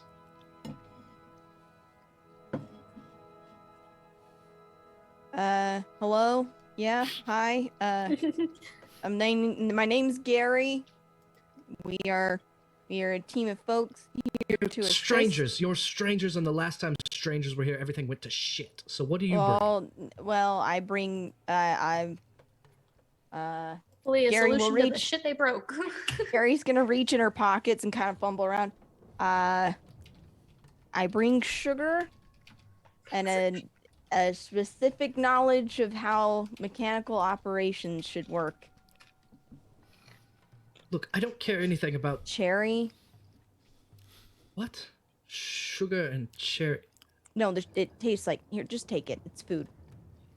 There are more important things for us to deal with, and she just slaps it away. Well, that's just rude. Jerry, damn it, You cannot have the freelancers cutting cars. We don't have all the people out yet. Look, Betsy, there are orders coming down. We're losing power. We have to cut cars. They need cut. We're not going to let you cut the cars. Gary's gonna kind of like look at Sazu and kind of like...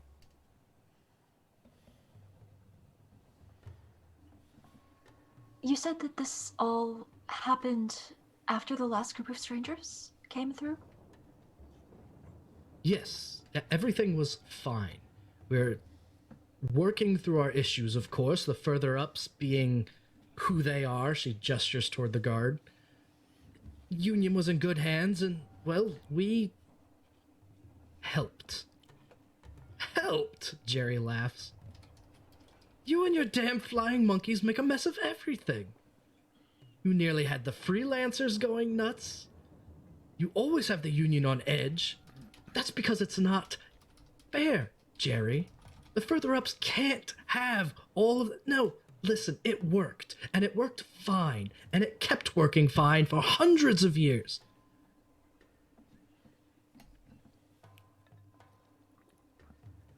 I think we're here to help fix what the last group of people came here and messed up, right? Just looking at everybody else. I mean, if we can... go for it, Captain White. So sure starting to look like it. So, tell us, what was this ideal situation that was here before? We survived. Jerry said, we thrived. No, we survived. Betsy corrects him. The further-ups passed down the orders. The freelancers and the union workers did all the labor. That's how it has worked. Betsy looks at you and goes, and it has been unfair ever since.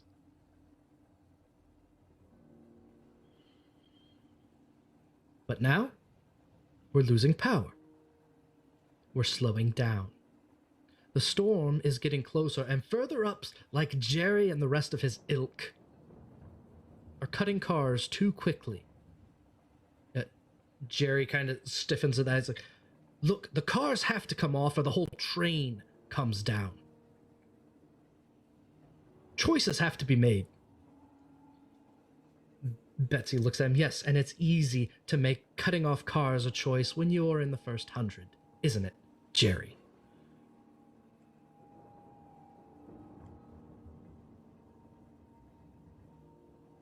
Captain Bradford, Yes.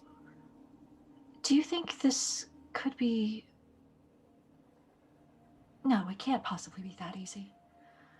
I think we have to go see the president.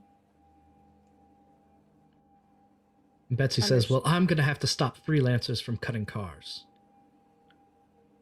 Perhaps. I'm sorry, I got some questions here. How fast is this storm moving, and how fast are you having to cut cars? What's the timetable for a choice here?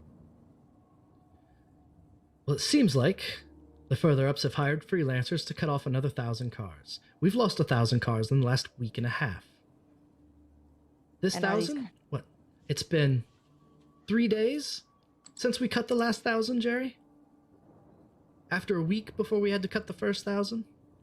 How quickly are you evacuating people up the line? As quick as we can.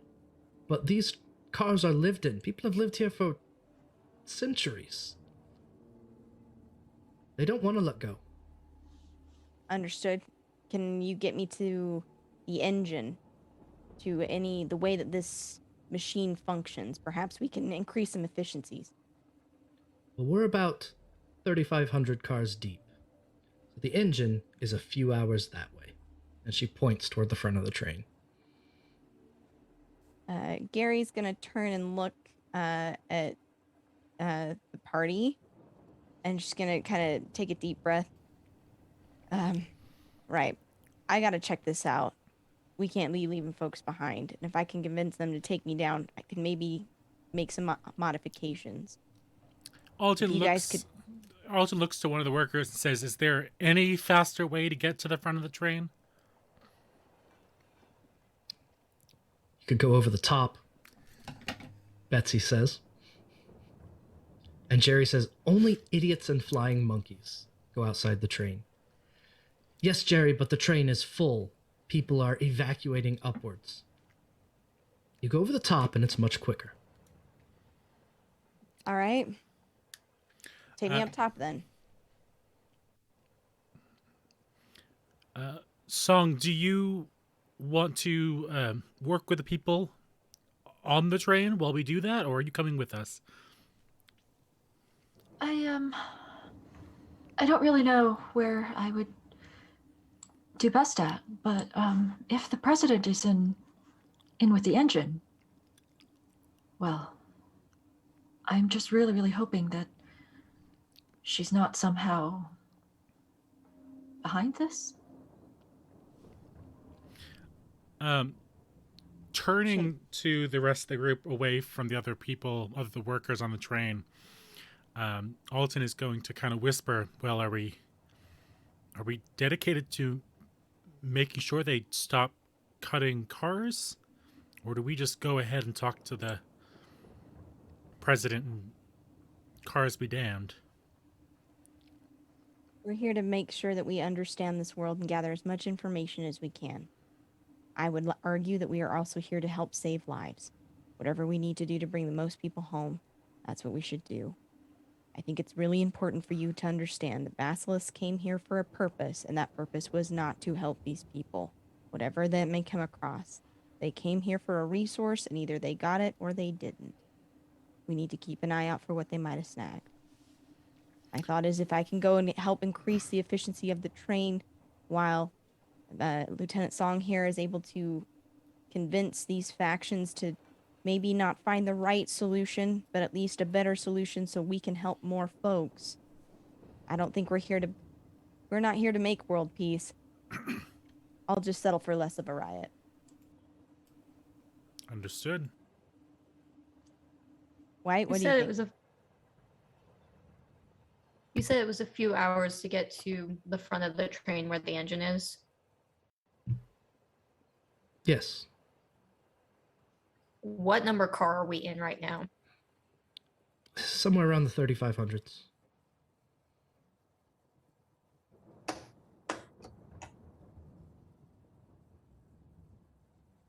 So that means after this next 1,000's cut, this section's after. And that could be a matter of days. It could be a matter of hours, depending on how quickly energy's depleting.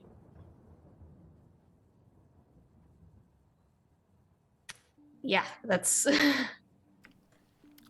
For chat, because I forgot, that also means the Stargate is being cut very shortly. That's our ticket home. that's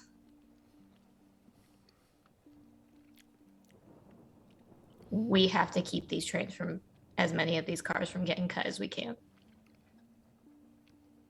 Song, are you all right with that plan? You feel confident being able to talk to this newly elected, chosen leader? Yeah. Great. Is it? We want to split up into twos. I think. What do you think? Alton, you know I some think- stuff about engineering. You want to come with me? Put our minds together, see if we can't solve this problem. If the train is at least connected to the Stargate in some way, it probably has something to do with Nakrita. Between that and my engineering experience, I can definitely help where I can. Great. But That would leave if I need to Song stay and White. here, that's fine with me. Up to you. No, I think if you come with me, we can put our heads together. We can maybe sort out a plan. If Song and White are okay to head up and handle the people part, I think that might get us a good start. Being the last two remaining original members of Phoenix, Alton's gonna put a hand on Tommy's shoulder and say, "You good with that?"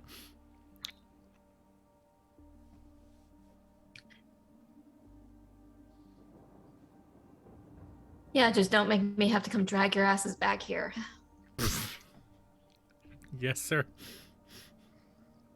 We'll do what we can. And Betsy looks at you and goes, "So, I'm leaving now. Who's coming?" Hi. That'd be us. What do we got? Some magnets up top. You got another set of those sparkly wings for a angel like myself. Oh no, I'll put you up there, but you're on your own. I have my people to Great. deal with in the back. Right.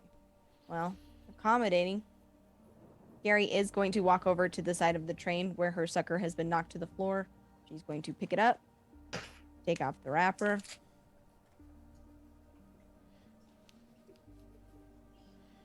Betsy will lead you to the doors leading up to the front of the train, open them up. There's a ladder that will help you access the top. She gestures, and you and Alton climb up the ladder and find yourself on top of an incredibly long train. As you look around, the wind is just blasting past you. You look down, and there's what looks like a web of electricity underneath the train itself. And then behind, there is this rolling black mass of clouds that is crisscrossed with lightning webbing its way from horizon to horizon, directly behind the train. She looks up at you when you get up toward the top of the ladder, and Betsy goes, "Good luck." And then she turns, looks at White and Song. "And you two are going to help me with the rear, then?" Yeah. That's what we'll do. "Let's go." Jerry's just standing there watching all this happen. He's looking back and forth between the groups. "But what am I supposed to do?" "Nobody cares, Jerry." And the three flying monkeys and you two go out the back door, leaving Jerry behind. Well, actually glancing over my Or shoulder, I mean, Jerry, you're supposed to guard this gate, right? In case other people come through? Yes. Yes, I am. You're doing a I'll good do job. that. Thanks. I feel like I just let Oh, I 4 do. people in, but... What's that, Meg? Well, it's 4 people who are trying to help, so that's something going for you. But I want to do 2 things before I end up leaving this car. Yep. One is doing a radio check with Alton and Gary, just to check and make sure that we could still have communications effectively. We should, because I have comms tech as my second modification. Our team's tactical radio equipment has a range of 20 kilometers instead of the traditional 5. In addition, when we launch a communications balloon, its duration is increased by 15 d6 hours. All right. Can you hear me now? You Loud and have the clear. best reception you've ever had. Good. And the group- second thing Oh, go ahead. is actually disengaging that helmet, because we know it looks like the dog, but I want to see what the symbol on the forehead is for the Jaffa. So the symbol on the forehead is the dog standing on a snake. It is the symbol of Wapwawet. Just wanted to make sure. Yeah, Sazu sees you looking at that, and she says, "Is that significant?" Well, all the Jaffa, these guys in the armor, most of them anyway, answer to a system lord. Usually, the ones that we run into are Egyptian, based off Egyptian gods. This one, the dog on the sled, is Wapwawet, some kind of subordinate of Anubis. We've seen the symbol a couple of times. I think they've met him on a different planet, but we're still trying to figure out what's going on with him. If Basilisk and Wapwawet's forces have been here, I don't think it's much of a coincidence. No, probably not. Well, nothing much we can do about it, for now.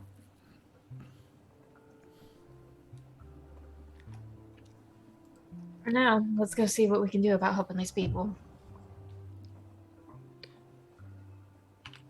Your group splits. One heading up to the top of the train to work their way across, the other on the way toward the back. We'll start with the top of the train.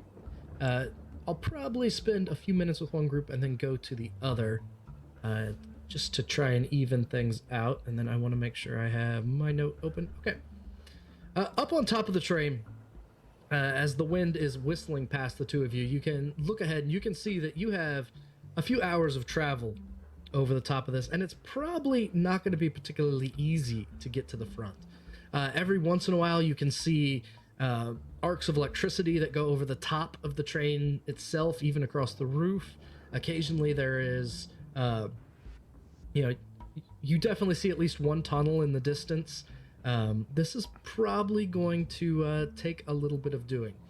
So the way this will work is essentially, I will give you guys some event that is taking place, and the two of you will tell me if you are trying to beat it physically, mentally, or in some cases if there's a social answer that will solve it. And then I will let you know what to roll, or you can tell me how you plan on getting by it. And the goal is to get to the front. The better you do, the quicker you get to the front. The worse you do, the more bangs, bumps, and bruises you get along the way. Yes, and an important question in chat. Someone has a Naquita generator. Who's the one that has the Naquita generator? I feel like it would be, I'm going to say, if unless anybody else feels strongly, that Gary would have the Naquita generator. How big is it, is the question, because if you're going to be hefting that thing on top of the train, It's She would small be enough doing to be that- carried. I think HP even said it was handheld. But Yep, she'd be it's doing that handheld. It's anyway. like a two hands to hold it type thing. You could have it strapped to a backpack or strapped to your back for balance. Yeah, she'd be taking that anyways, because if we're trying to juice up this train, she would want it with us anyways. That's valid. I just wanted to clarify that. Good point.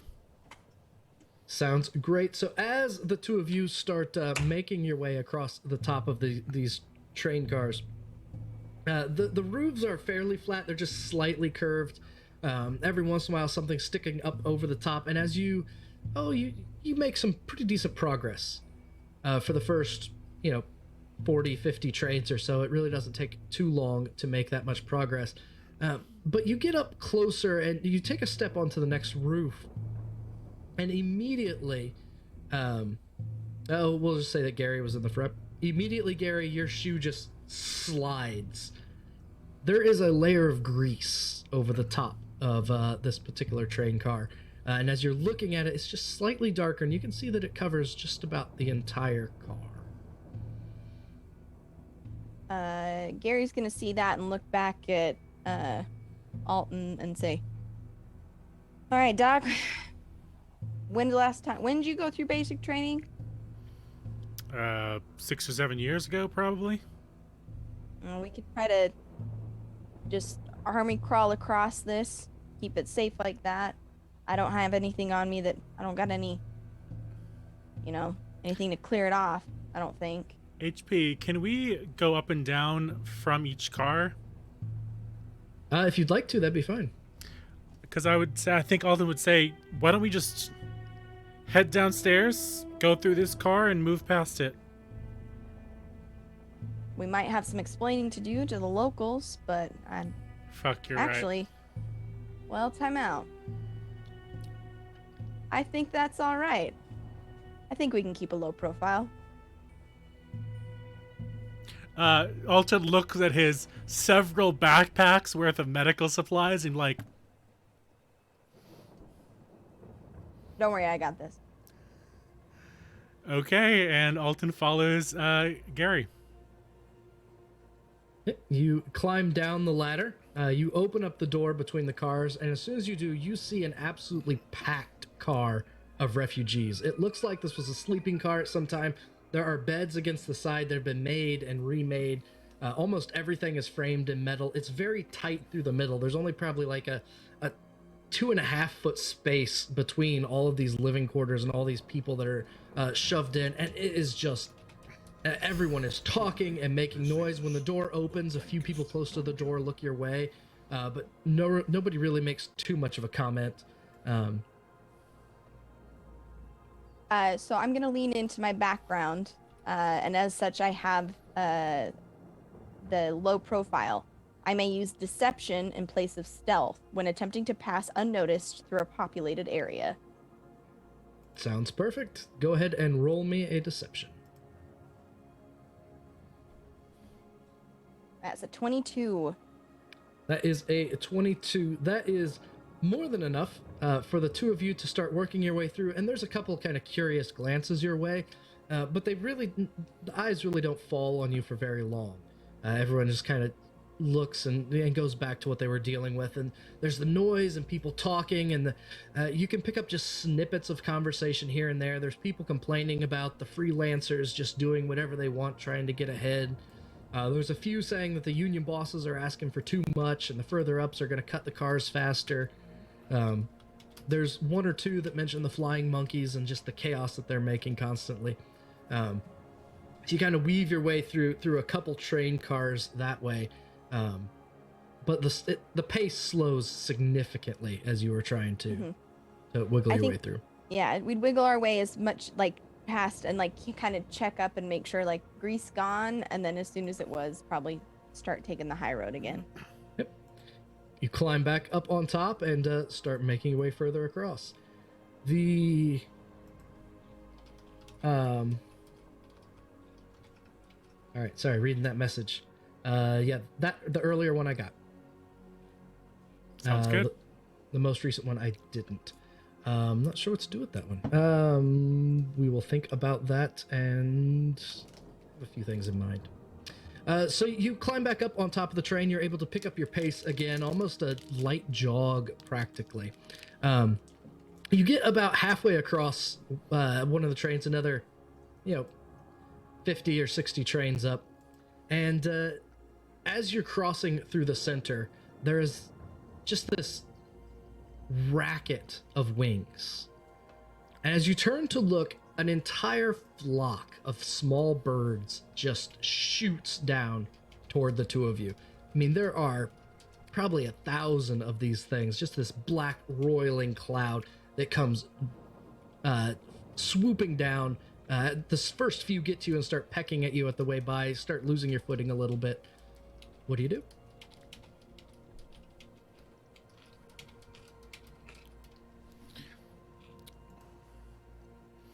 Time to look at my character sheet for the first time. Yeah, I'm scrolling through my skills real quick. Sorry, I realized I No was muttering to problem. myself on mute.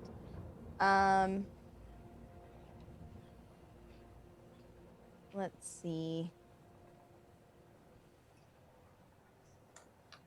So we're on the top of the train. There's nothing with us except what we have, correct? Right. Let's see. And remind me what I grabbed.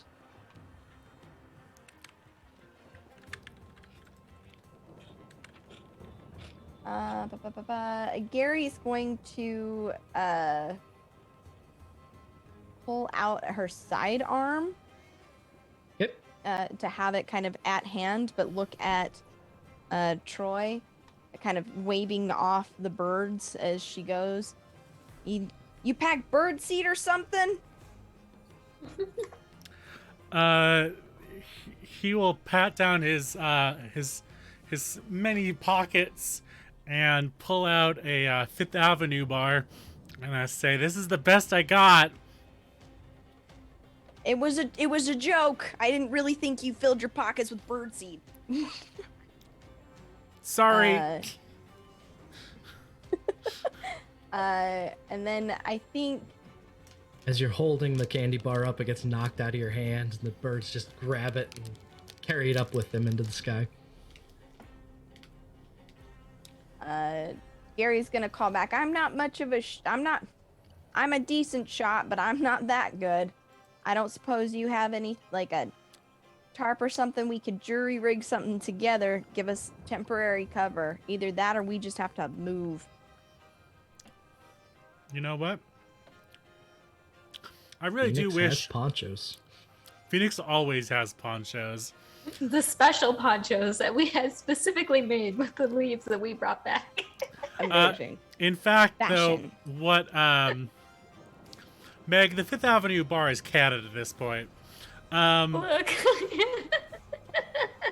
I was gonna say is that what he does have is he has an emergency blanket, one of those like a kind of reflective things you have in all the first aid kits. Yep. And he's gonna pull that one out, and it's not like strong. It's meant to keep in heat as opposed to keep people out, but it's the best that he can do at the moment. It's reflective though, right? Yes. Meaning that it's like a mirror. Sort of. I think in the sun it would probably do a lot. Birds aren't that smart. So, is the plan to hide beneath the blanket to survive it, or to try and scare them with the mirror? Because I'm kind of hearing two things. It's kind of both, right? If we wrap ourselves with it, now they can't really see us, but they only see the reflection of them. All right, go ahead and give me a Constitution saving throw and an intimidation check. One of you on one and the other on the other. I got +1 to both of those, so whichever one you're better at. I'll do the save because I have 0 on intimidate.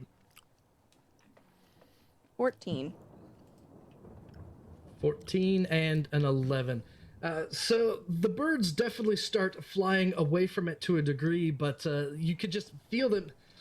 I mean, you're scaring some of them away, but the rest are just like flying beak first into them, and you're able to mitigate some of it, but you do take just a little bit of damage from that, as each of you take 4 hit points of piercing damage as these birds are slapping into the side of this. And with you covered up under... under a reflective blanket with birds slapping into the side of you, we'll go see what the other two are doing on the other end of the train. Captain White and Lieutenant Song, you are ushered through by Betsy toward the back of the train, and there's still quite a ways to go, and she's at a little bit of a light jog. She said, "You two better be useful because it's a lot faster to go on the outside than the inside." We can go on the outside if you want. We only have the wings we have, and, well, we can give it a shot. She opens the doors and leads you up to the roof of the train. It won't take us very long, but we've got to make better progress. And she starts, she takes flight and starts flying quickly ahead.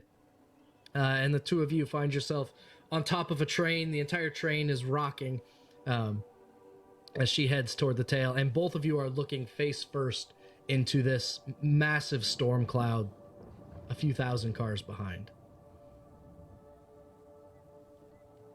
You start jogging to keep pace. It's quite a bit faster than down in the cars below, and as you start moving, there is a shudder in the train itself, and you turn over your shoulder.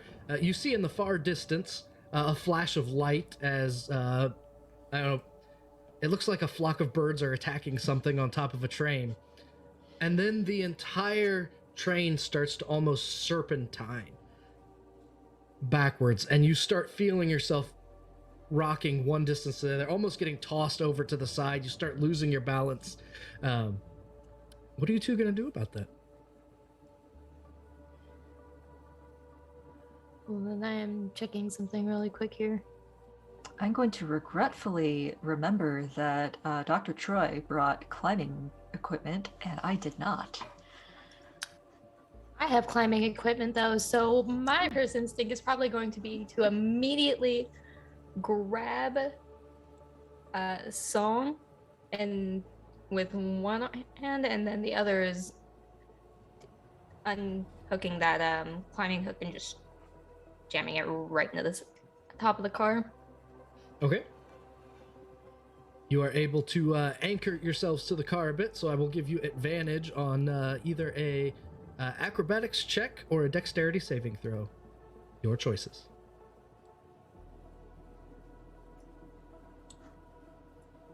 And I could have sworn I had...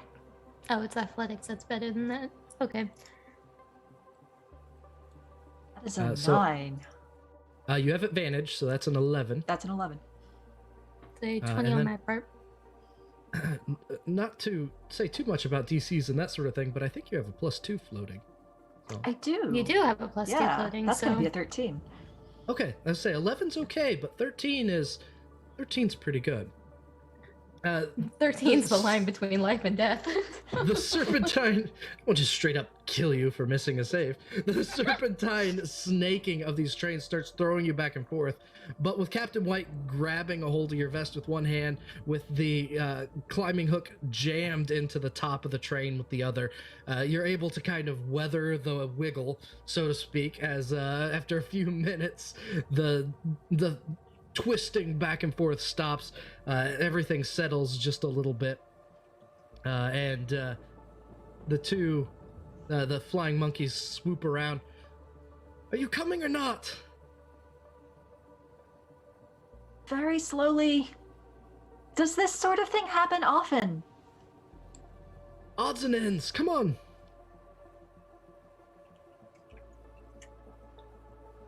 You get up, you follow along further, you start jogging. She continues onward.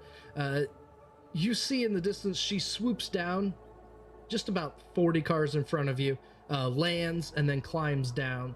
So you only have like one more section to get through. And as you start running, this arc of electricity crawls up the side of the next car, wraps it, and you can see these periodic bolts of electricity. They're just working their way up the side, crisscrossing and heading back down. Any plan for getting past it?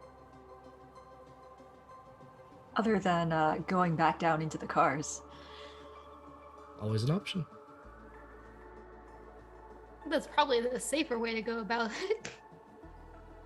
Yeah, she's gonna glance over to Captain White and kind of like look down at the car and then like look back at him for his reaction. I'm not gonna say I don't trust your ability to make long jumps, but I think we should probably go back down in the car. I mean, I don't trust my ability to make long jumps, so yeah, let's go. The two of you climb down, and the car that you enter is a storage car. There's not too many people in it at all. There's just one or two that are kind of working their way toward the front, a family here or there. It seems mostly empty as you start working your way through. You push through, climb back up, make it the last handful of cars, and it slowed you down a little bit to go through, but not too much. And when you come into the next car, you run into, Betsy and her two companions are arguing with someone. And you look just past them, and there are about a half dozen people with handsaws and wrenches that are working on separating the car. And Betsy is going, all of you need to back off now. They're not all out yet. Not my problem, lady. I'm just here to do my job. This is my job. Deal with it. I'm not going to let you. And you can hear the click as her flintlock's hammer pulls back. I'm not going to let you. Listen, lady, you're not the first one to threaten us. We got ours too. And half of that half dozen, 3 of them will turn, and they have these canes with heavy metal heads at the end, and each of them have a harpoon gun at their hip. This isn't going to go your way, lady. Just let it be. Walk away, Betsy.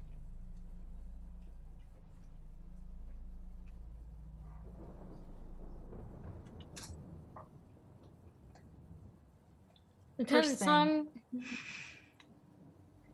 Go. Was just gonna say, first thing, definitely looking to Captain White for his lead. Lieutenant Song, you were the one who was brought here to be the people person. Do you have an idea on how to manage this? Do you have an idea of how to make sure nobody gets killed?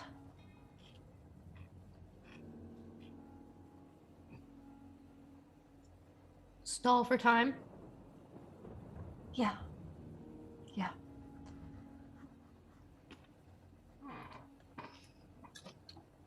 And her spine stiffens a bit, and she walks forward towards these groups of people.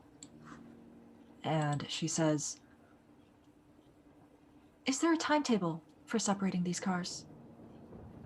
Lady, this timetable's right now. Well, do you mind delaying just a little bit to tell me what happens if the train, if the storm does catch up to the end of the train? Storm catches up to the end of the train, it's going to catch up with all of us. That's just the way things like this go. What does that mean? Does it mean the entire train gets disabled all at once? Or does it creep up? Look, lady, I'm just the hired help. All we know is we're told to cut this off. That storm catches up with us, we've been told since we was little uns. It's over. I'm not ready for it to be over.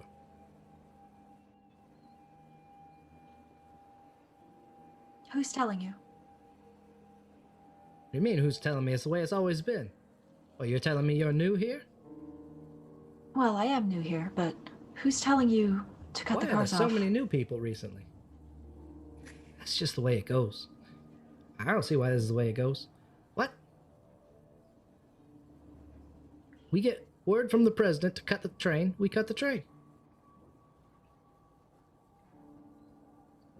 You know there's been a new president lately. She's the one saying to cut the train. You know she's been put into power under strange circumstances. What are you getting at? I'm not getting at anything, but I think you would understand the implications of this better than I do. Look, I'm from the tail cars. What happens the further ups ain't none of my business. They make their decisions, they pass it on down, I follow the orders. That's the way it goes. If I'm lucky, I win the lottery and I'll be a further up one day. So, question. What happens if within, and checking the watch here and queuing into the radio for a second, like how far from the engine room are you all?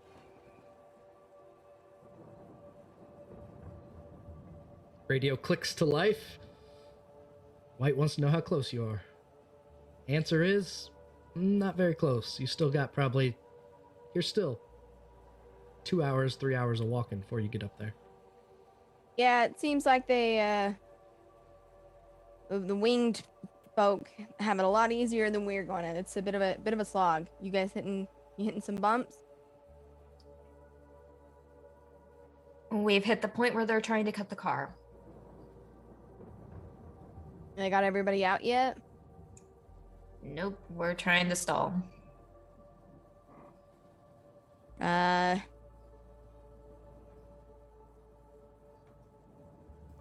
What- you, what do you- lie? Tell them perhaps they have new orders?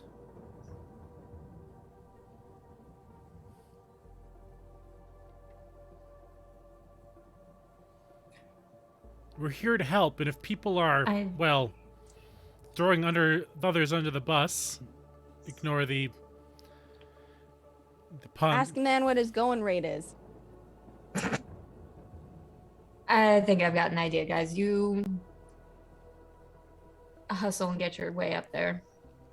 Understood. If it gets crappy, just get to the Stargate and dial home. Take as many folks as you can with you. We'll see what we can do. And I'll click off the radio, and seeing that this does seem actually kind of hostile, move more towards a defensive position. Just an arm in front of Song, basically.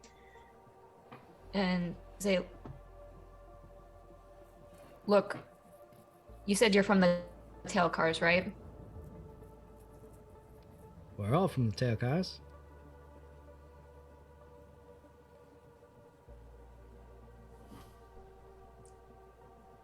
We've got people who are working their way up to the engine room right now who are trying to make it so that you don't have to cut any more cars. Means not losing any more of your people. You just need to allow a little bit of time. Give Betsy and her people some more time to get. You said you have a family. Get your people out from those cars. Get them up here as far as they possibly can. Just give us a few hours. Look, sir, the fact of the matter is, me and mine, we got out when they said to get out. If there's any left back there, they didn't leave when they was told to. We can't be held responsible for that.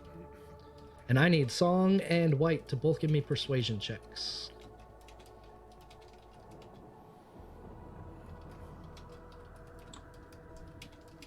$27. 27. Yes, that is a very large number. Oh no. And a natural 1. So important question. I had to make up for that crit earlier. Mm-hmm. Important question. The text of my ability says once per short rest when an inspired character fails a skill check, so on and so forth. Is that once per short rest per character, or just once per short rest per me? Once per short rest per character was my reading of it. All right. Because Go ahead it is and a reroll. very... It is an ability that is contingent on maintaining temporary hit points, so if it was just for one person, it wouldn't be a very strong ability. So it has to be everybody can do it once while they have them. So yeah, you've got a reroll. Please, for the love of God. Oh. It's not a crit fail, at least. It's not a crit fail. I'm quitting is this game. important. Good night. Which is important.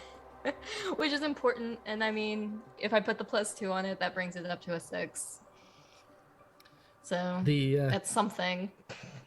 The freelancer kind of looks at you, looks at the two of you, and says, "At least one of you is making sense. Oh, well. We'll give it a little bit, but we ain't gonna be waiting long. We got a job to do. You got me?" Betsy is furious at the moment. Look, I'm going in there. I'm coming back with whoever's left. make sure they don't cut this train. Gestures to her two allies. Come on. And the two of them shoulder past the freelancers working to separate the train, go through into the next car, and disappear into the back 1,000. Back to the front of the train, or at least the journey to the front of the train.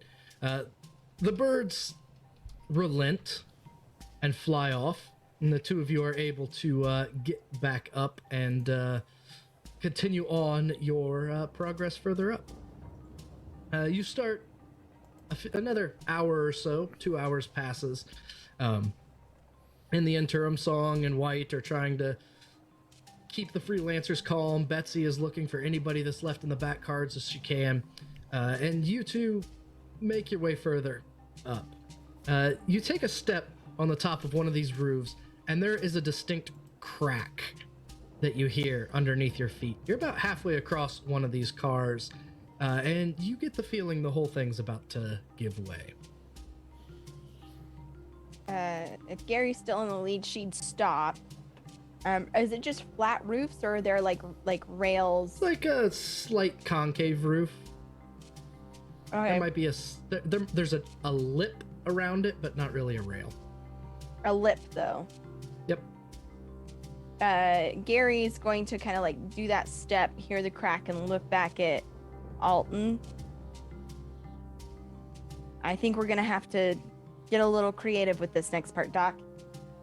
You got climbing gear, right? Yeah.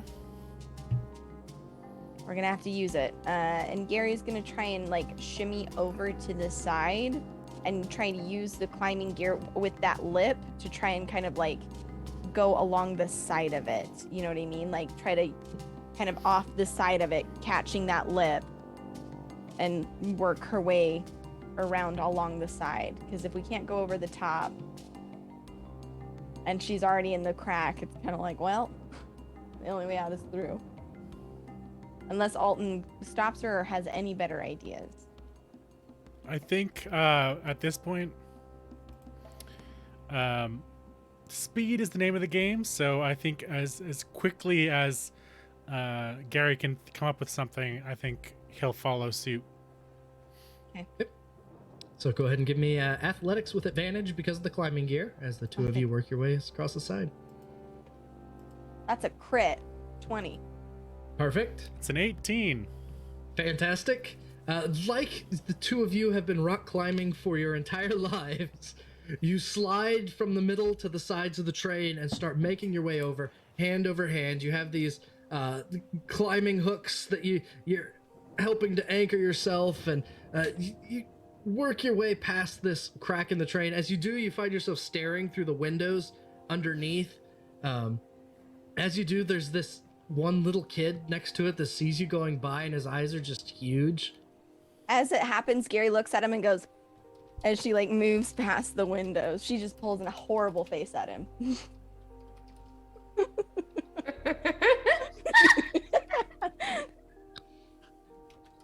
There is this brief exchange as you climb by, and he starts banging on the window, and you can just hear him, Mom! Mom! There's something outside! Gary is laughing. He thinks this is wonderful. You're work a your way menace. past the broken roof of the train, climb back up to the top, and make your way the rest of the way, drop down 3 cars away from the engine itself. You make it to where you are currently 3 cars from the engine itself. What is the plan? 3 more cars. Do they look like intact? Like at this point we've traversed a while. I feel like we're probably used to like what we're seeing here. Does it look like an open kind of rooftop situation? So there is no coal car, so to speak.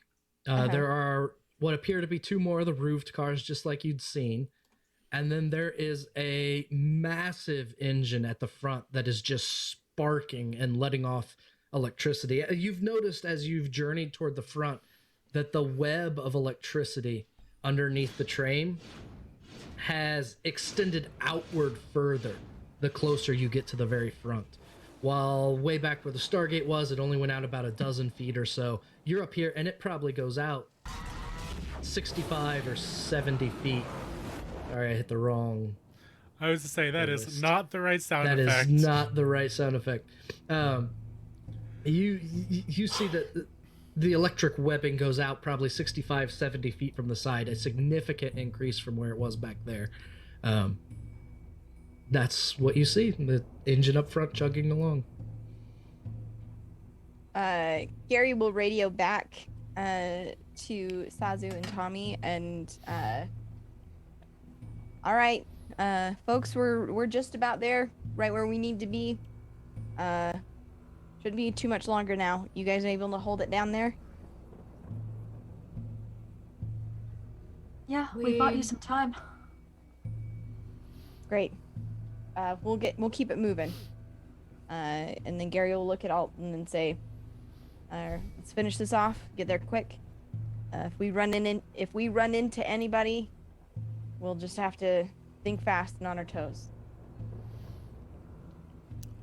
I think that makes sense. And Gary's gonna continue to try to move across the top of the train to drop down. Right at the engine? Right at the engine, yeah. If at all possible. I am going to put the two of you here. And then right after that radio exchange finishes, Song and White, you look up, and these freelancers have been standing there kind of milling about for a few hours now. Talking amongst themselves, they've been playing cards, they've been waiting. Every once in a while, somebody makes their way through the doors. In the past 3 hours, you've probably seen a dozen people or so that have made their way through. Betsy and the other flying monkeys haven't come back through yet. And after a hand of card finishes, the leader of this little group that in the interim you've learned his name is Bruce, he says, ha, gin, puts it down, takes a drink, stands up. Look, we've been awful patient. Time's up, though. We gotta cut these cars. Betsy can fly. She'll be fine. Boys, back to it. He spins his fingers, and the entire crew starts separating the cars again. Now, we are going to go into let's say a quasi-combat situation. So that everyone will get an action, including these 6 that are trying to take a train apart. So I'm going to give an initiative, remove all these, and ask you to roll initiative. Now you can roll either normal initiative or Moxie. Either one would be fine with me.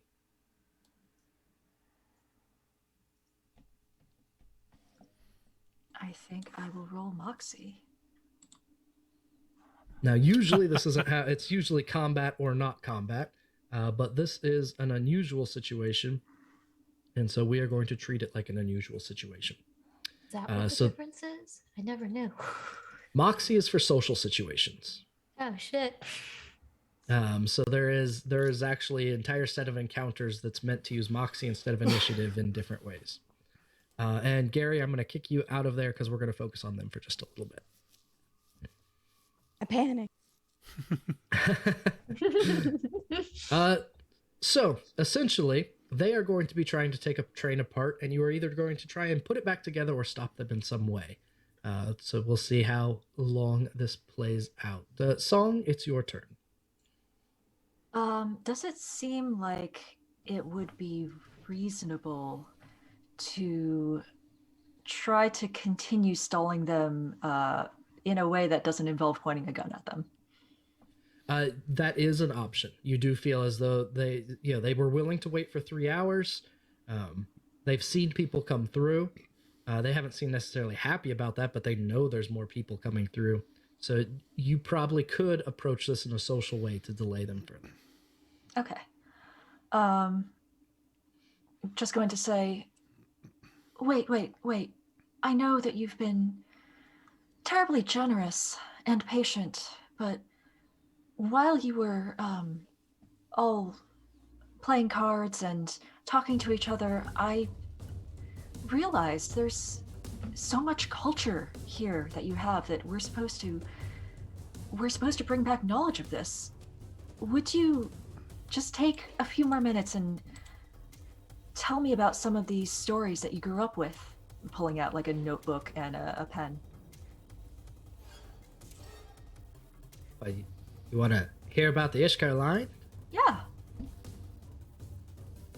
Go ahead and roll me a any social check of your choice. I will roll persuasion Sounds because I like that roll. That's a 27. 27. So one of these 6 kind of looks at Bruce and the others and goes, you guys got this fine. And this fellow, he's probably in his early 40s, mid 40s, makes his way over and sits on a wooden bench next to you and goes, you know, there's not many people that ask about the Ishkur Line because we've been part of it all our lives.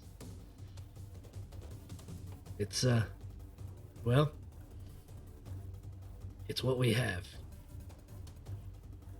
There's a story about the Ishkur Line when it was new. The very first President Ishkur told us all that, well, she said she would do her best to keep this train going no matter what. Said, I think I can. I think I can. I think I can. And 500 years later, here we are, chugging along. You know, sometimes you just got to, believe in the Ishkur Line. And he tells you the story of the little Ishkur Line that could. She will take detailed notes.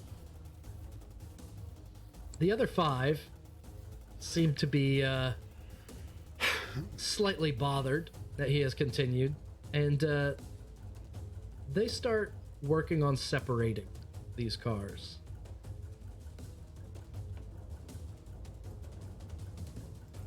Most of them spend their time swearing and busting their knuckles against the sides. They start wrenching at different odds and ends, but 2 of them pop free a few bolts.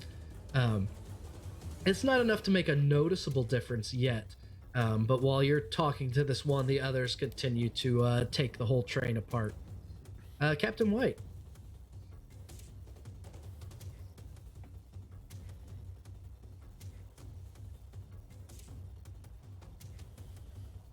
Sorry, I'm trying to process and think of how the best way to go about this would be. So he's been socially amicable. Have the others shown any interest in doing so either, or? The others are continuing to work on separating the train. So they went, nah, we're doing our job. Yep.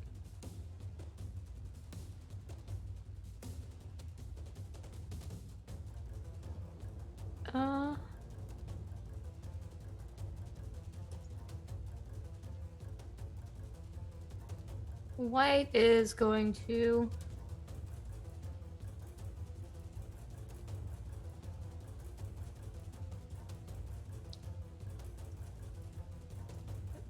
I'm gonna move first of all. Go ahead. From This is more open and free flowing, so don't worry about counting squares Yeah. or anything. So you said they'd popped off a few of them. How much work and how long can I gauge that it might take for them to actually take this car apart? You figure they're probably about 20% of the way there. Rough guess. Rough guess.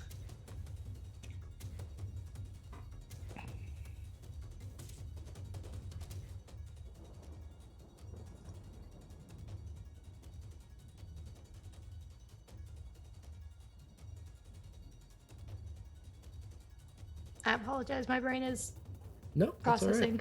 You could do things like, I mean, you could physically restrain one of them. It would definitely distract a few of them. You could try and undo some of what they've done. I mean, that might make them hostile about it. Chair. You could, try intimidating them or persuading them or lying to them about something that you have. You could try and connect with them in a cultural way, perhaps.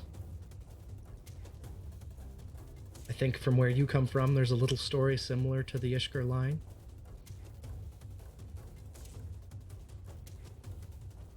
There's a little story similar to the Ishkur Line, but these guys seemed real interested in playing cards and drinking, right? Yep.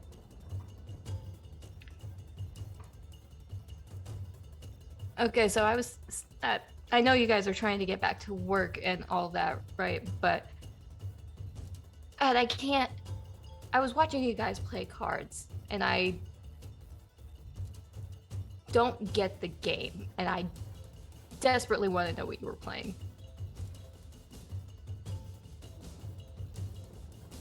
Care to teach me a few rounds? Go ahead and roll persuasion or culture, your choice. We could play some bets, you know, make it fun. Bruce, it doesn't take all of us to do this. Just get to work. Oh, come on, the more, the better, right? Your choice, culture, persuasion, either one would be just fine.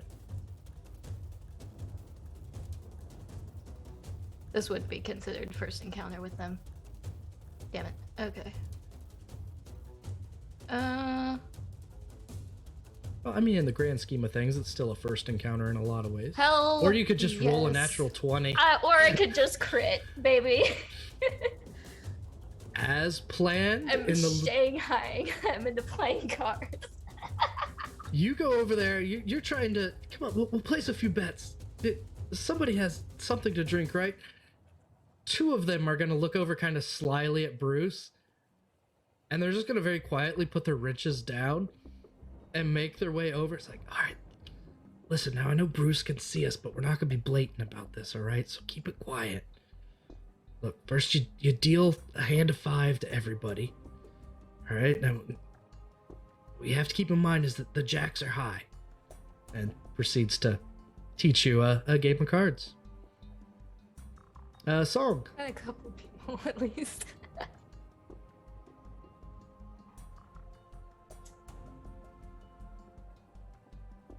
It's your turn. Okay, still taking down detailed notes. She looks over this guy and says, I mean, not to presume or anything like that, but I heard that the presidents retire every 50 years. Is that a tradition? Did you maybe see the last one? I didn't, but hey, Caitlin. And sorry, Caitlin's bearded in this, but I only had the one token. Caitlin will come over. What? Caitlin looks like she's probably in her mid-60s or so. She's asking about the last retirement. You remember anything about that? Go ahead and roll culture or persuasion, Song. We'll see if Caitlin cares. Persuasion all day. 23. 23. Caitlin will come up and like, I was little, but yeah, I remember. Bruce up there is going, what are you all doing? Get back to work. Just calm down, Bruce. Yeah, the president retired. Every 50 years, like clockwork, that's when the president steps down, selects a new president. It's a monumentous occasion. It's a celebration. I mean, it was amazing to see it twice in my lifetime. I just got lucky, I guess. The union heads gathered for the meeting, and, you know, as freelancers, my parents didn't attend the union meetings. They were hoping for the lottery. If they won the lottery, then they'd be able to go up to the further ups. They didn't need to worry about none of that performance review stuff. Yeah, the former president chose... So Joseph was the boss of the union heads. And when it came time to select, the old president came down... Well, what was her name? Natalie Ishkur. Now, she came down and she looked at the union heads, or she sent the message down, rather. She didn't come down, of course. I mean, that would have been crazy. The union heads paraded to the front like they do every 50 years, and only 4 of the 5 union heads came back, and that's when we knew Joseph had got chosen. Now, he was probably... Oh, I guess he's probably 40, 50 at the time. So Oh, I mean, wow. we was surprised as anybody when he retired at 50. I went up to see as he came through, and he didn't look a day older than when he went up front. Really? After 50 years? Yeah. It's the damnedest thing. I mean, being a further up just must really stretch out your life. You know what I mean? No finger fungus and Nutribars for them. Finger fungus? Oh, they're fantastic. She reaches in a pocket and pulls out this, finger-sized white mushroom. It already has one bite out of the top of it. Oh, they're fantastic. I mean, they just got this meaty, savory. Do you want to try it? She takes another bite of it. Captain Go- White, go are on. we allowed to try food from...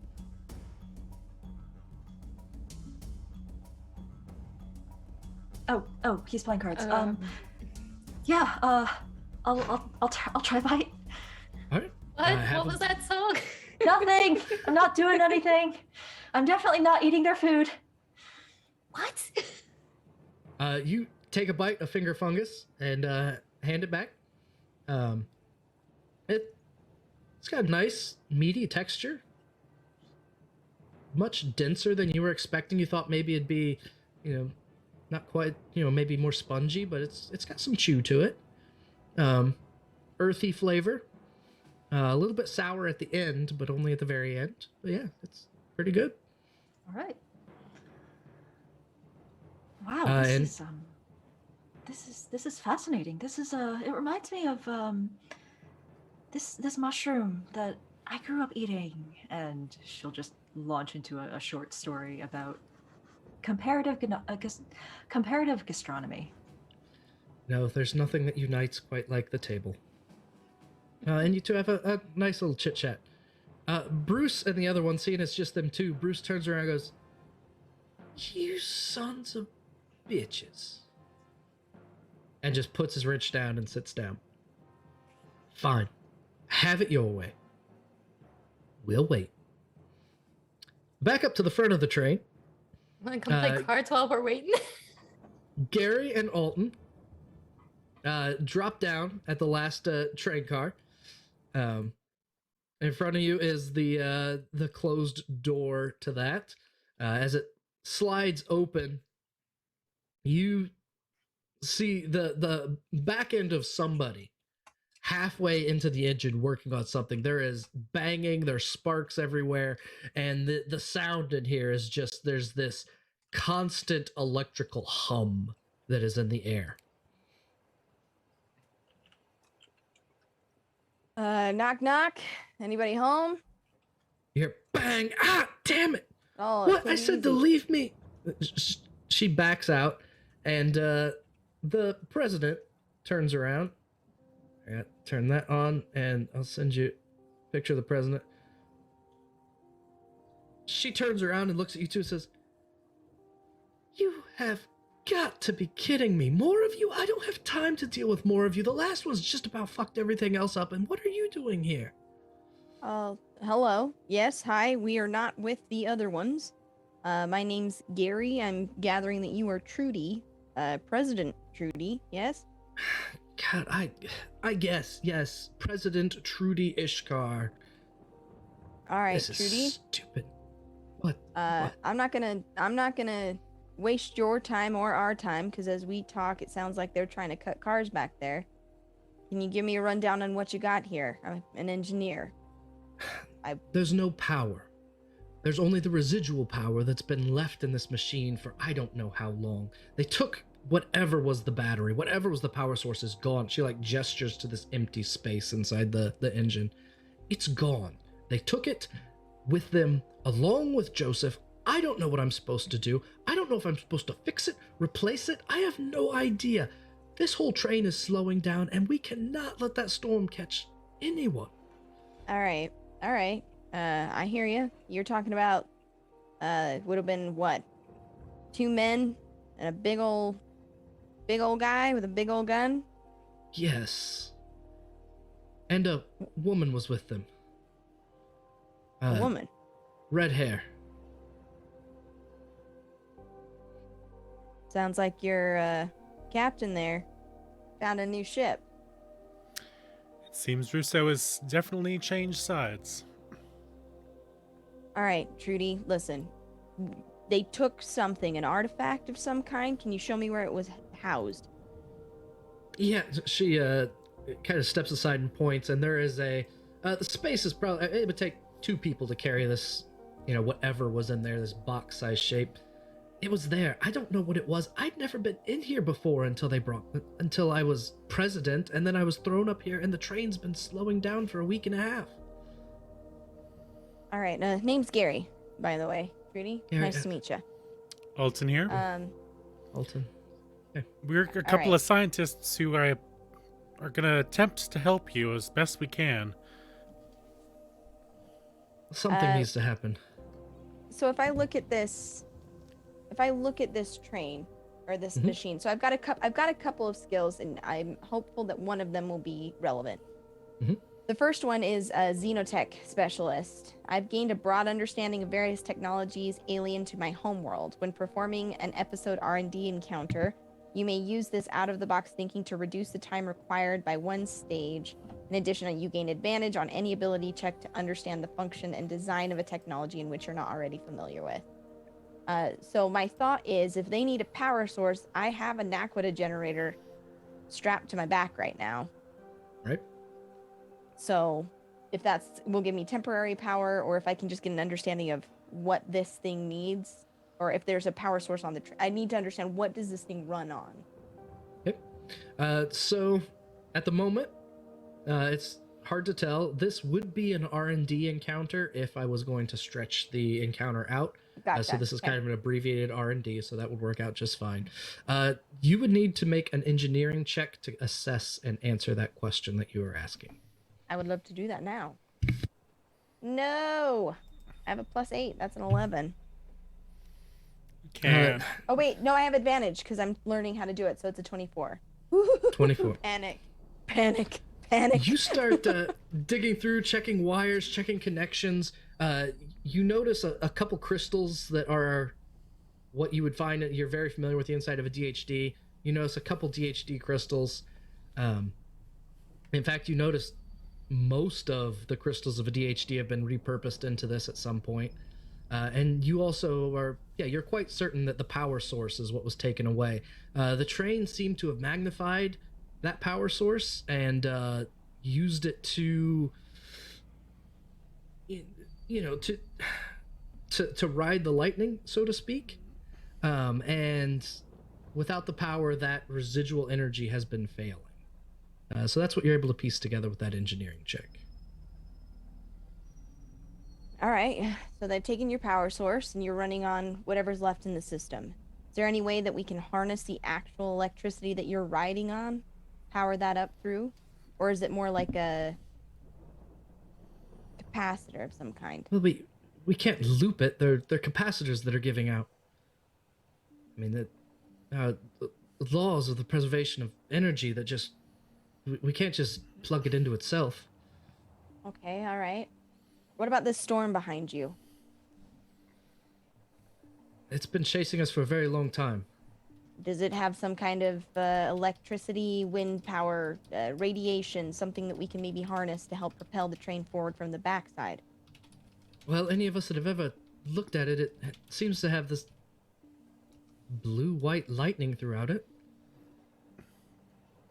What if we could do that? If we could run some sort of... I mean, the whole top is metal, right? If we could somehow channel the tops... I don't know. Insert Gary technobabble here. Yeah. Of trying to, figure out... It's either that... she'll pull the Naquita generator off and set it down on the ground. She said, I've got this, but this is our ticket home. So we can use it to temporarily power the train, but we will need a long-term solution past this. And I don't know how much this is really going to be able to juice this thing. Gary, what if we try to tie in some kind of power exchange from the storm, and then we can use the train that's the power that's running the train to power the Stargate. I like the way you think. If we can connect all the cars into one universal system, then all the cars will have the power that drives the entire train. How many Though- cars are you down to there, Trudy? 5,127. Do you have communications to each of those cars? Are you able to access and communicate to each of those cars directly? I can speak one way through the loudspeaker here. Yes. Okay, so if we can create a daisy chain, right, running across the top of the top of the train, have everybody lay down rubber mats. Do you have rubber? Yes. We have Some kind plenty of of something to- insulation. Yeah, there's insulation. Right. If we can insulate the inside of the train while conducting electricity through the top, run the power from the storm. Is the storm touching the back of the train, or do we need to kind of extend back into it? I mean, the storm's going to touch the back if we don't pick up speed. But I guess in this Alright. case, you want the storm to touch the back. If we can just stay right in front of it, that's really all it's about. You don't have to This- stay too far up front, just Ga- right in front of it. Gary, we are going to need some kind of what are they called? Like a something to conduct electricity, like a lightning rod. But that also means we have to make sure that whatever trains they're trying to disconnect aren't getting disconnected. Because we want this to be as Okay. long as possible to protect us.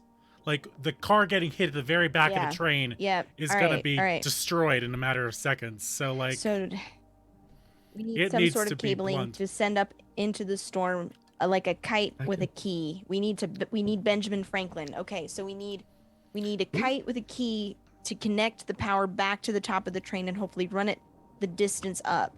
Do we have steel cabling of any kind? Weather balloons? wait, sorry, I'm sorry. Trudy, what do your people know about the Stargate? It's the big ring that's on the outside of the train. Look, since I've been around, there's only been two people that have ever been through that, or two groups of people have been through that thing. One of them had a whole bunch of gold helmets on and nearly killed half of my men, and the other looked a lot like you. Yes, but so Gary, the Naquita that's in the Stargate, it can harness a fuck ton of power. And if this community somehow is connected to the Stargate system, they have to have some kind of, there's got to be more than just the single Stargate. Like, where's the dial home device? Is it on the train somewhere? Is there other Stargate or other gold technology here that we could use to power that to create that lightning rod? Keeper, my understanding is that this power console is made up of the crystals from the DHD. My read of that was that they disassembled the DHD to create this power source to drive the train. At some point, parts of the DHD were used in the creation of this device. Yes, this engine. Which confirms that the Naquita generator would be able to power this, because if they're using that kind of technology, it's compatible. So a worst case scenario, we hook this up and we find another way to power the Stargate. That's what we work for, a temporary solution. Long term, we can do something else. Gary's going to throw down the Naquita generator and start hot wiring this engine with it. Okay. It takes a little bit of time, but I mean, it's all set up for a power device already. The Naquita generator is made as a universal power supply. That's exactly what it is supposed to be. You're able to connect a few wires, work out how the crystals interact. You flip on the Naquita generator, and it begins to hum. And as it does, the electricity that is flowing through this train starts to subside a little bit. It's almost like it calms down, like a calmer energy source. For you two in the back, after a few more rounds, a few more hands of cards, and a few more stories, Betsy comes through with her two flying monkeys and another half dozen people, and she goes, "I think we got everybody. If you have to cut the cars, now's the time to do it." Looking on that radio. In radio contact, the two of you up at the front, you finish hooking everything up. The electricity starts to subside, and then you hear the clicks on your radio, Gary. Hey there, what's going on? Looks We've like got- Betsy. Go ahead. No, you. Fine. Captain, Um, Captain. Betsy says she's gotten everybody out of this last stretch of cars. They're ready to Right. cut it. Where Well, are we you got guys at with the engine? We got some good news, bad news. Good news is this generator that we brought is the perfect fit to continue to power this train. The bad news is this generator that we brought to get us home is the perfect conductor to power this train. So, for now, we're fine. There's no need to cut them currently. In fact, it would be preferred if we leave them. We think we might be able to help set up a long-term solution with these folks, keep this train moving, and find a way to get us home, but it will take time. So unless there's any immediate danger, Troy, back me up on this, I think we're good to keep them. Keep them around, but definitely keep them unoccupied, because we're not sure what exactly is going to happen when we follow through. So I'd say, if you can, convince those folks to keep the trains connected, and it'll be the solution they need to keep going. I Trudy's think at this standing there and point, she's your best bet is to get that president to make an announcement. Which Trudy says over the top of that, I can tell them to stop if you think this Please. is going to work. We're probably Please going to do. need some help, but it's certainly the best theory we have right now. She reaches up and takes a microphone down from the wall. This is President Trudy Ishkur. I think it is best if evacuation toward the front of the train continues. But don't cut any more cars. Bruce, you and your team need to stand down. Bruce kind of looks up. Well, I guess that break wasn't for nothing. Now, where were we? He sits down and opens his flask and continues drinking and playing cards. Over the I next believe couple it was minutes, your hand.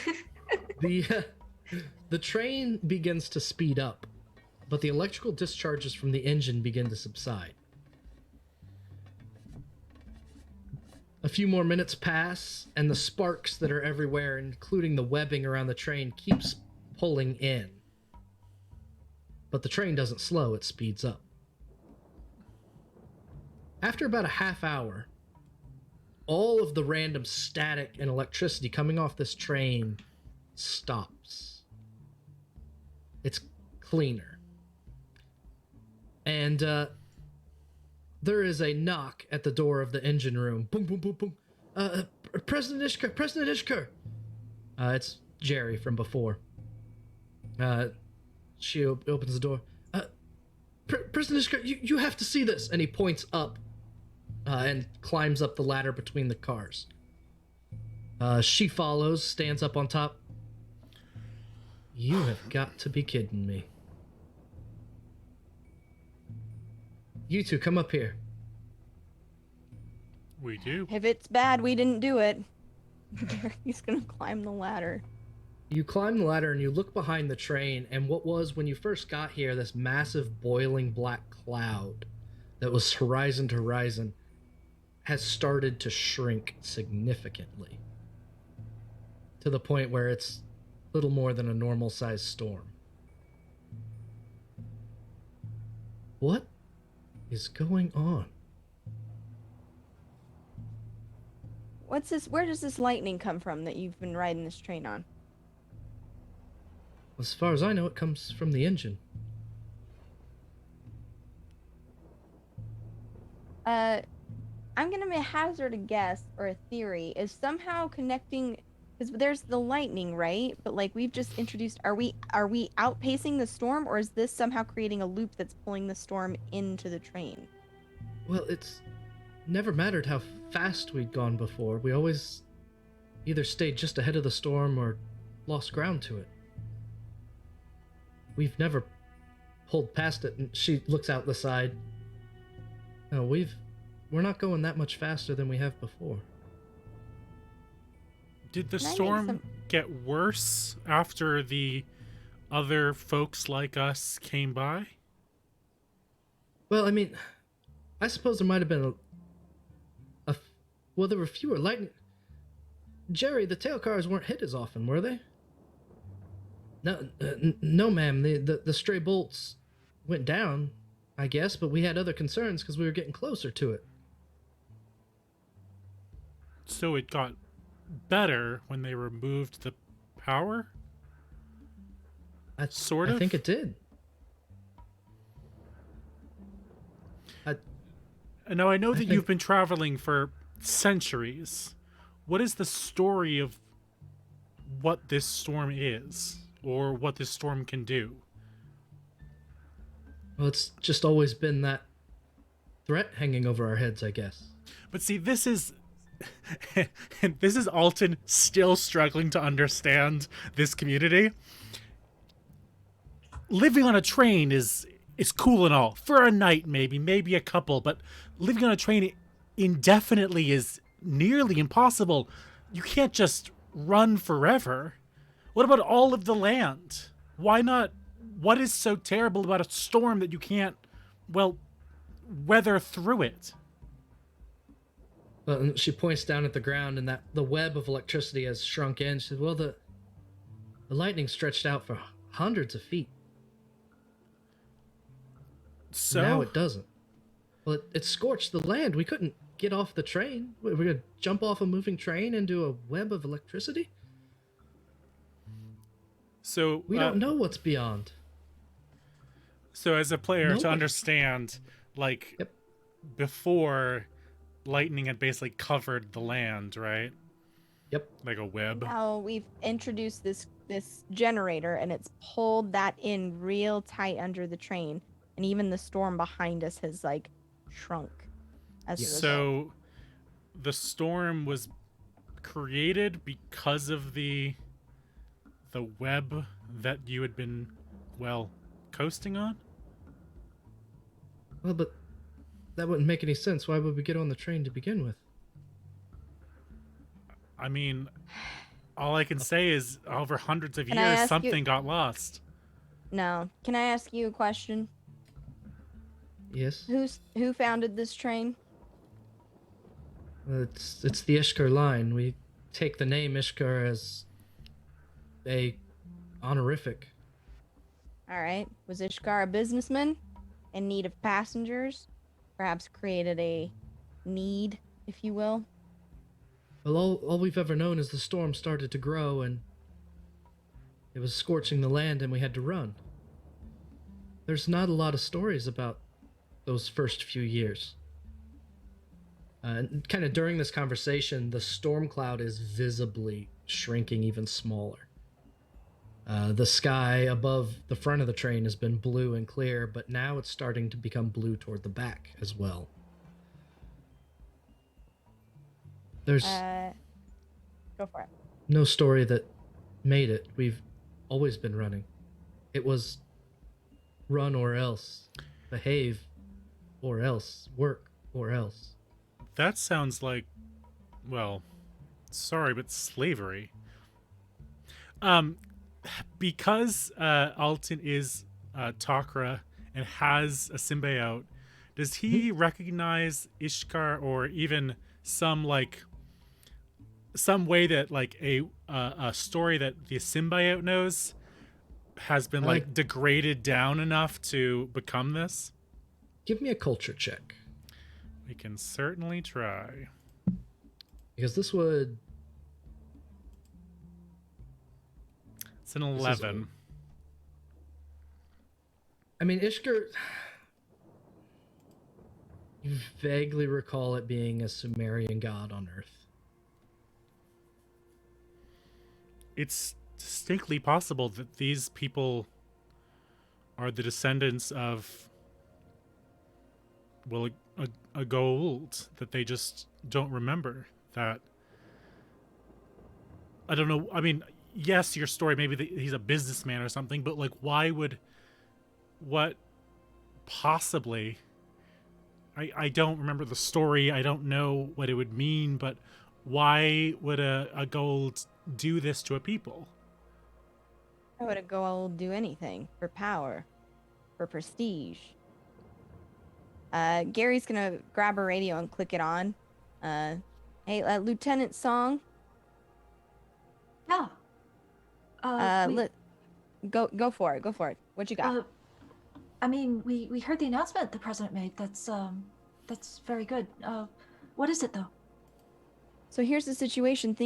I think I still have good news, bad news. Good news is this generator seems to be working phenomenally. It's increased the efficiency of the train significantly while also minimizing the storm front behind us. I'm not sure what the correlation is. But the bad news is we don't know what that correlation is, and we think that there's some talk of Goa'uld tech here. The Basilisk team, when they came through, they took the original power source. They're using it for something. I'm not certain what, but there was mention of Alton kind of put together that we've got an old god. What's the name again? Ishkur or something like that? Ishkar. Just you got any knowledge in your mind of tales of that being, perhaps? An understanding, lore? Give us a better insight into what exactly the gambit is here? I mean, I just took down a story about the first President Ishkur, but I don't know if that's relevant. It very well might be. It might give us the context that we need to understand why these people are on this train at all. Because from what I can tell, this power source is now making this train move much more efficiently. It's almost as if it was originally designed to keep people trapped on the train. They took something out? They took the original... They took the original power source out? Yes.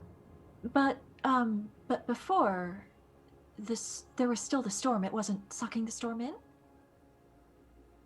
No, they're saying that the storm's been chasing this train, and there was a power source here keeping the train in front of the storm. Once the Basilisk team came and took that power source, the train was now running on residual power, meaning that the storm was catching up.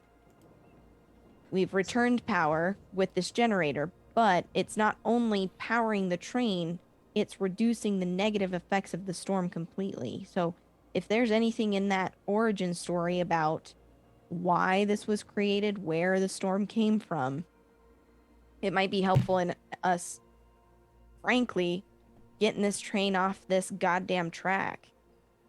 Go ahead and give me a culture check, Saul. I will do so. And as I'm doing so, I will say, well, this is just a wild theory. I don't know anything about engineering, but you think maybe we're putting in something that is generating electricity and it's making things work like they're supposed to? If things were working the opposite way before, do you think maybe it was powering whatever it is that they took out? Like charging it? It was charging it. And that is an 18 on the culture check. An 18. So that name, Ishkur, you do know a few things about the Sumerian god Ishkur back on Earth. Ishkur was a god of storms, usually shown carrying a lightning fork, often depicted as a lion dragon or a bull as a companion. And with 18, there's only a few theories about Goa'uld on Earth before Ra. So Ra was the Goa'uld that ruled Earth 6,000 years ago. And during Ra's reign, he basically took on the visage of all the Egyptian gods with, if you know Egyptology at all, the timelines are a little wonky. But essentially, Ra, instead of being a god and a series of pharaohs, was a single alien that controlled the human populace. Now, the Sumerian gods predate Ra, and there's not as many references within the Stargate archives about Goa'uld before Ra. But from what you've pieced together, there are definitely some connections between a group of Sumerian gods and how the Goa'uld run things. Ishkar is definitely one of the names amongst that pantheon. And with an 18, that's what you would get from all that. All right. I relay all of that information. In addition, I add, I also got this this story of theirs from the first Ishkur president who could, but I don't know how that fits in, so it might not. It's definitely worth having a note of. Thank you, Song. I think that's good work. Good work in the field. Thank you. Gary's gonna turn and look at Alton and say, "This is bad. It means that Basilisk now has a power source that's been charging for 500 years, along with alien tech from the planet before. Remind me that number again. P3M226. They retrieved a power crystal from there, and then one from the Hatak, from the organic computer. It's what we traded in order to get off that forsaken place. Whatever they're doing, it's going to require a lot of juice." Did they have a weapon or a device or something they were working with? Not that I know of. Is it possible that they got it here? No, but there's been something that's been eating at me. And she's going to actually click on the radio while she's talking. Listen, I'm just going to put this out here. There's something that's been eating at me since we left the Hatak. It's something that Talos, the Tok'ra, he whispered it to me, and I think this might be more of a threat than we realize. He said that if I opposed them, specifically him, that there was no place, no world, no galaxy, no universe that I or any of... Well, he didn't really have nice things to call you. Can run to where we'll not be hunted down and removed from existence. To me, that means weapon. To me, that means threat. But I don't know. The good news is, this train should be just fine. We keep this streamlined and running. I mean, do they keep running or do they stop? Let's see what happens to this storm. Another 15 minutes or so pass. The storm dissipates completely. The excess static discharge beneath the train subsides. And you start wondering where the birds came from. And you start wondering what's beyond that, what was once 300 feet of electricity stretched out. Trudy looks at the group of you and goes, "Well, the storm is down. Do we pull aside?" Well, I don't know. You ready to get off this ride there, Trudy?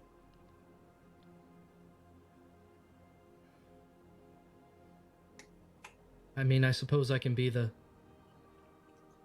last president of the Ishkur Line.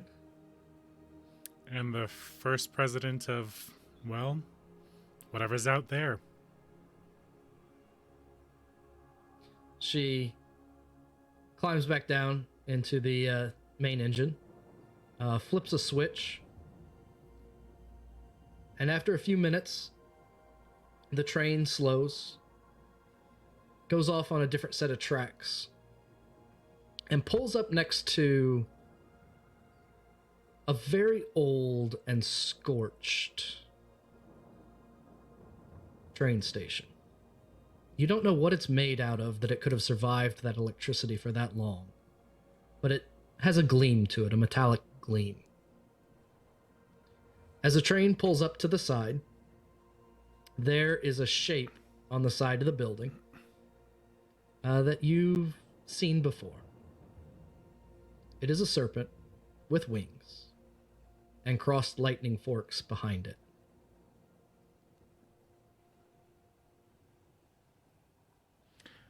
I'm going to turn to Trudy and ask if she knows what that symbol means?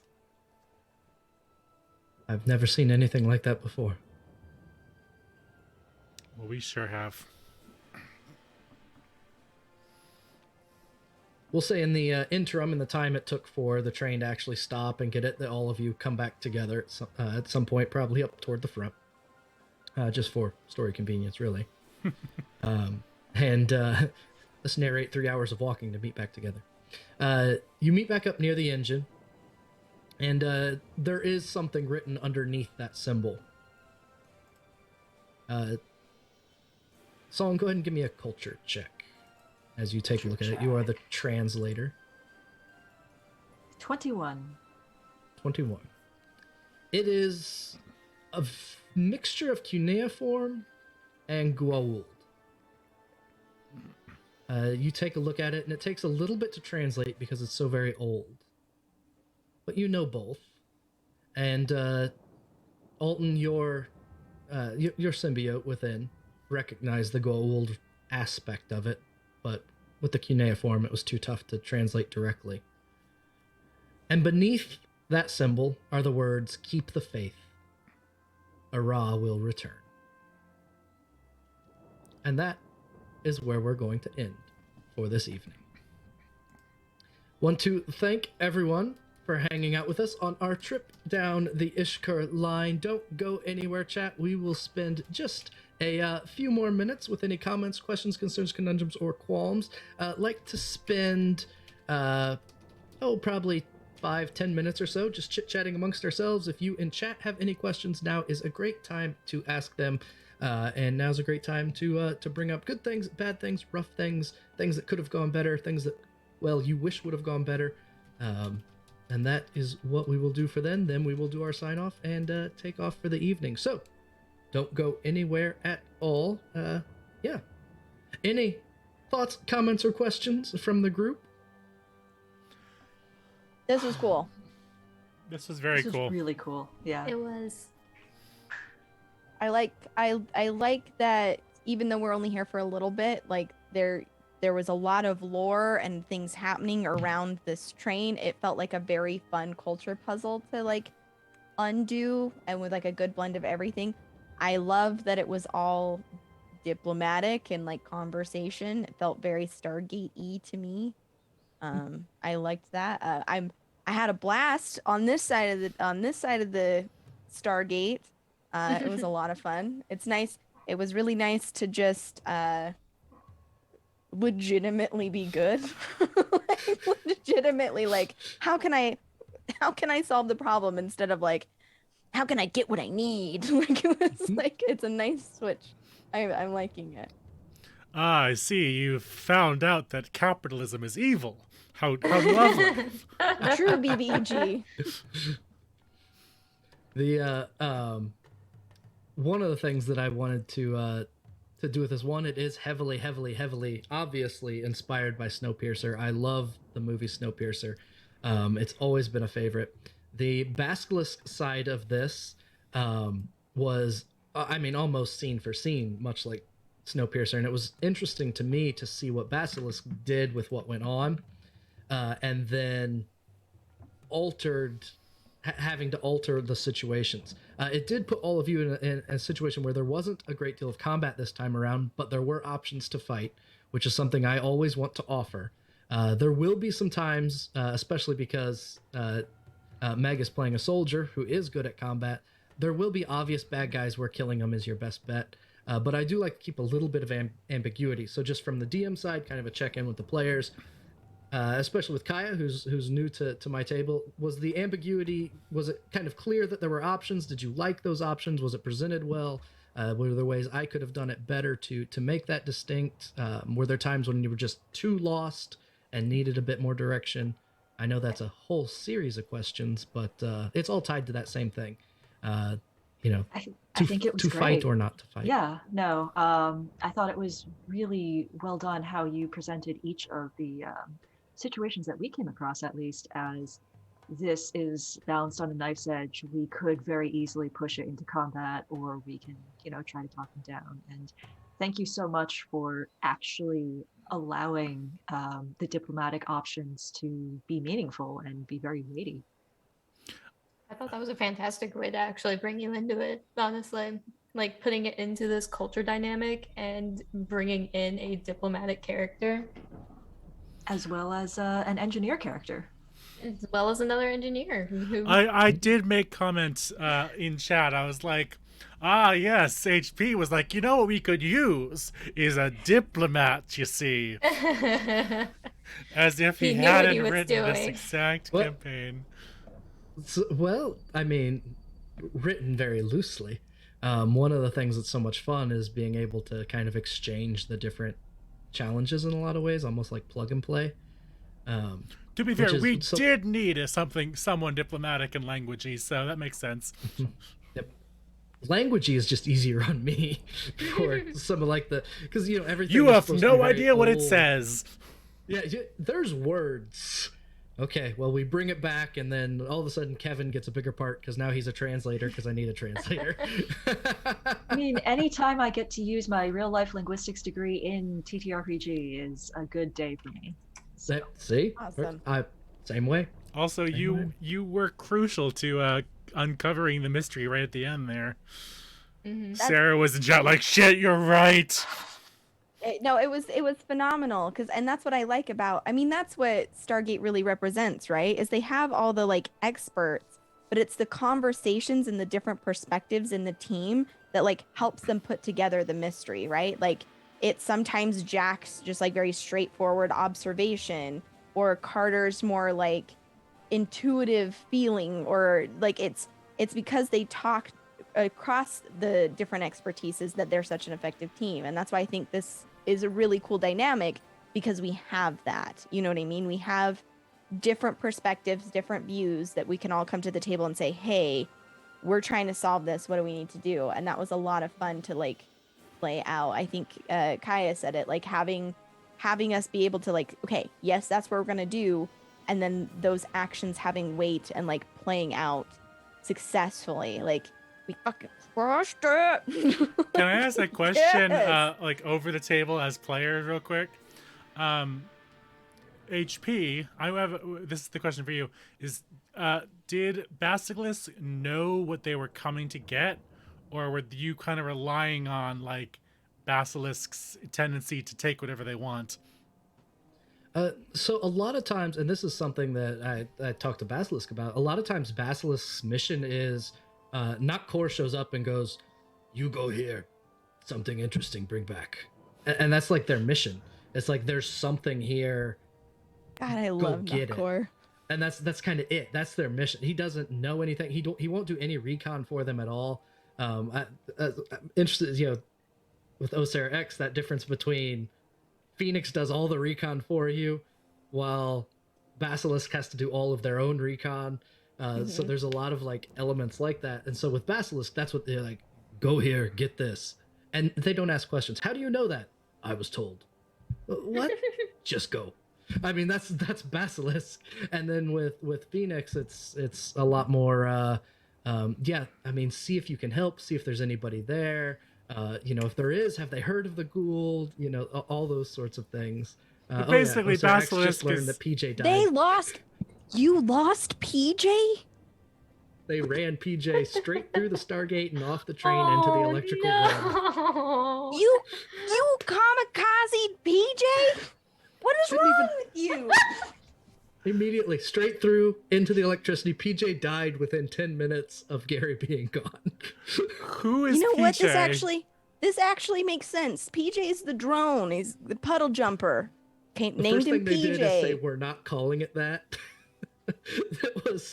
There was an ordeal. And then they freaking murdered him. My sweet, sweet recon boy. How could you? You know what? You didn't deserve PJ. That's what I So, think. Yep. they didn't For deserve full- you. Hey.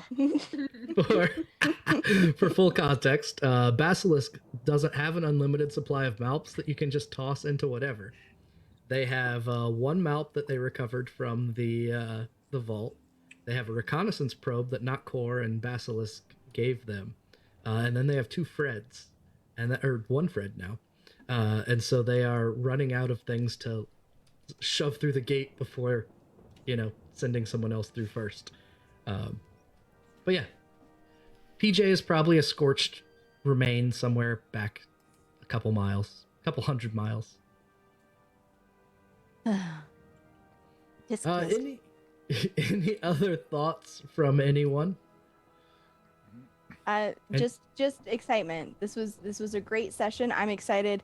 I'm excited to go back and look through the mission logs and get some more intel. I'm sure if we make it home, when we make it home, I'm sure Gary is going to want to meet up with Song to just kind of get caught up on the shenanigans of what the hay is going on here, so we can be more effective at putting pieces together. I meant to ask, we're seeing the winged serpent. Is that the same winged serpent that I would be familiar from, because Basilisk has a logo, right? Would Gary recognize any of that? Or are they totally different? There's no logos or branding or anything for Basilisk. Okay, just checking. So the places that Gary would have seen the winged serpent, you would have saw it on. Oh, and welcome Raiders. We have an aftercare session after every game. We just finished up our game and we're talking about the game now. So thank you for coming to join us, Lollygaggers. It's fantastic. Oh, yep, already got it added. Thank you, Heck. So that symbol is, and I have to look at the notes every single time too. I don't have the codes memorized. I'm so sorry. So P3M226 had the symbol on the floor, and Lukalak was the first one to point that out. And I went out of my way to say that it's not important. Yeah, you did.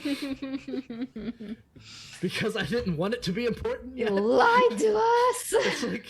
It's one of those times, honestly, it's one of those times as a DM where you're like, I'm just going to put one little thing in here that, about 2-3 games, third time they see it, they're going to go, oh, we've seen this before. Instead, it's first time, that looks like a basilisk. It's damn it! Well, it doesn't help. It doesn't help when it's the same logo as the basilisk. Almost the same logo. It also doesn't help when it's the designer who made all of the art is the person who saw it. Yep. So Lukalak, who did the logos, noticed that winged serpent on the floor there. So that was a time that it showed up, and there were a few other instances. That's me trying to keep my meta knowledge in check, because I was I don't remember there being any indicators of anything. So every time it showed up, I was is HP looking at me? Is he expecting me to say something? Because I don't know. So I didn't. Nope. But I'm excited. I'm excited to be on the unraveling the mystery side of things, instead of just being gophers for Nakor. The smash and grab. The smash and grab, which is literally the name of their first mission, by the way, Kaio. Mm-hmm. It's on our Patreon. Smash and grab. That is Basilisk's first mission's name. I gotta say, Sarah, I thoroughly enjoyed the science jam sesh we had. That was great. I know, that's it. We're fucking nerds.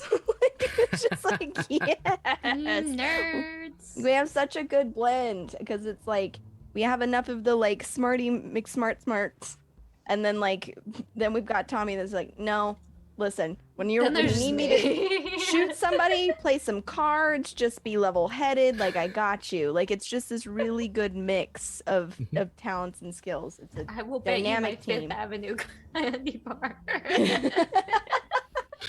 I'll find a way to put that into the very last episode too.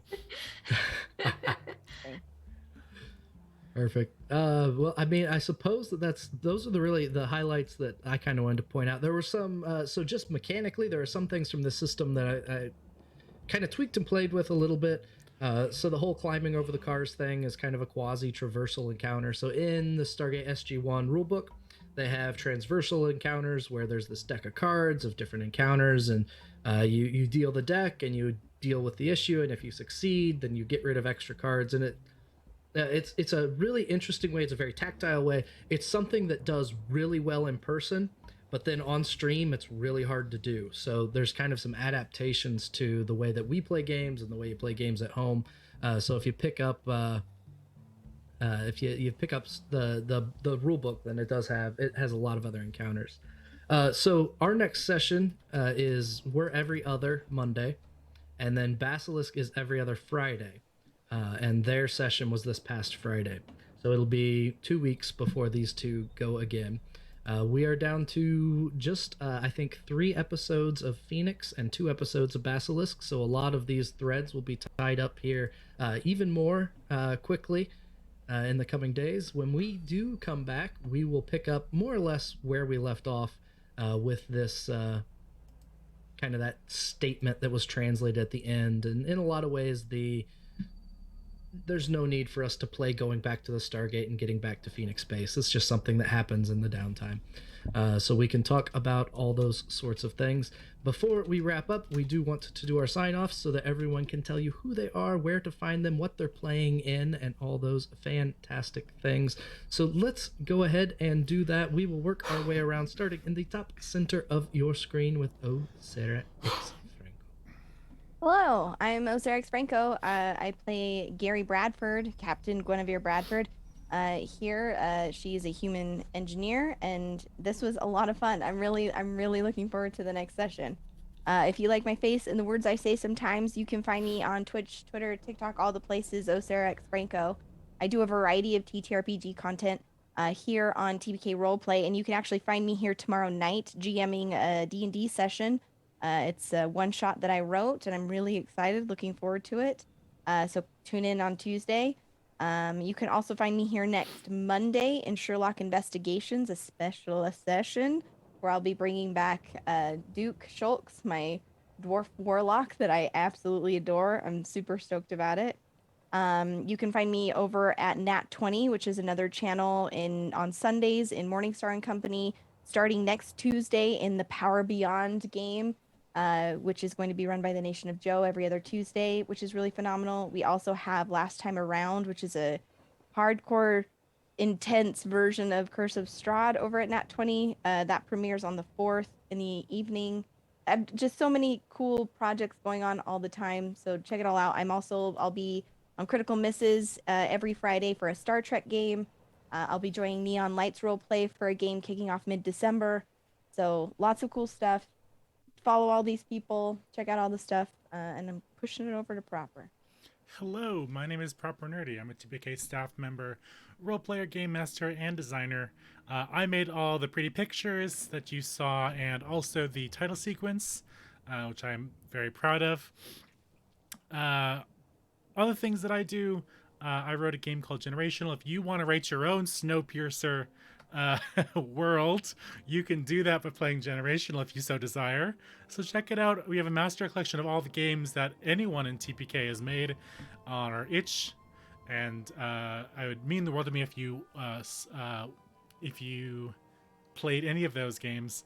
My magnum opus is Madness Calls It Forth, a City of Mist campaign based on the Knights of Paintown, with 4 lovely players. Things get dark and deep real fast over there. That's once a month, and our next game is on December 13th. I hope you get a chance to join us.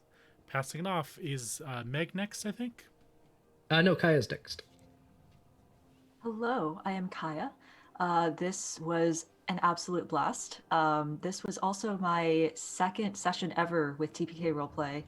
My first one was last night with Shadow over Arnor, which is the One Ring campaign. The next session of that is going to be on December 5th.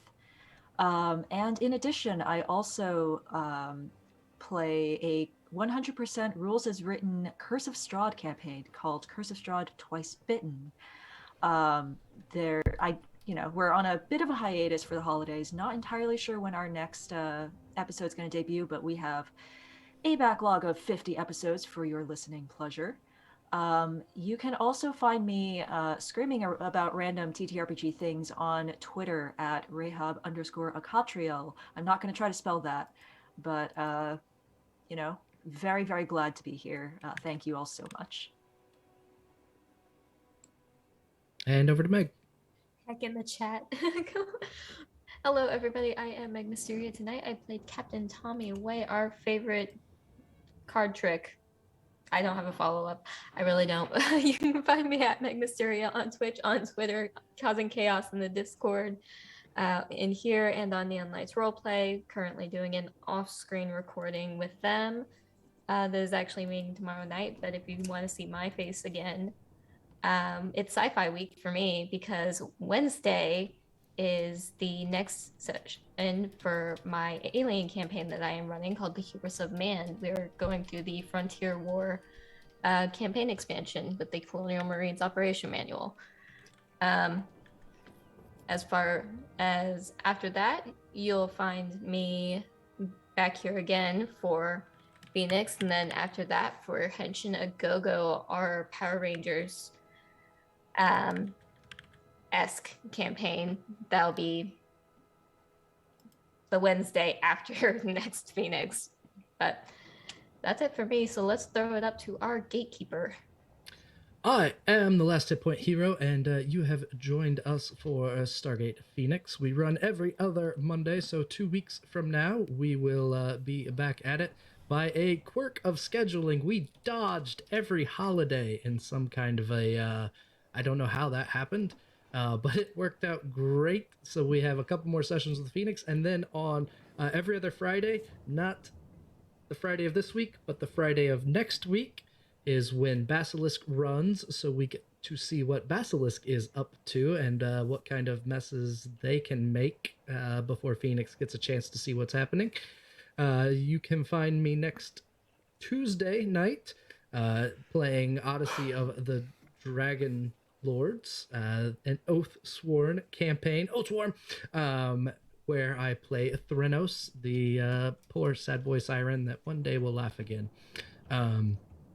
Other than that, that is the plan for the moment.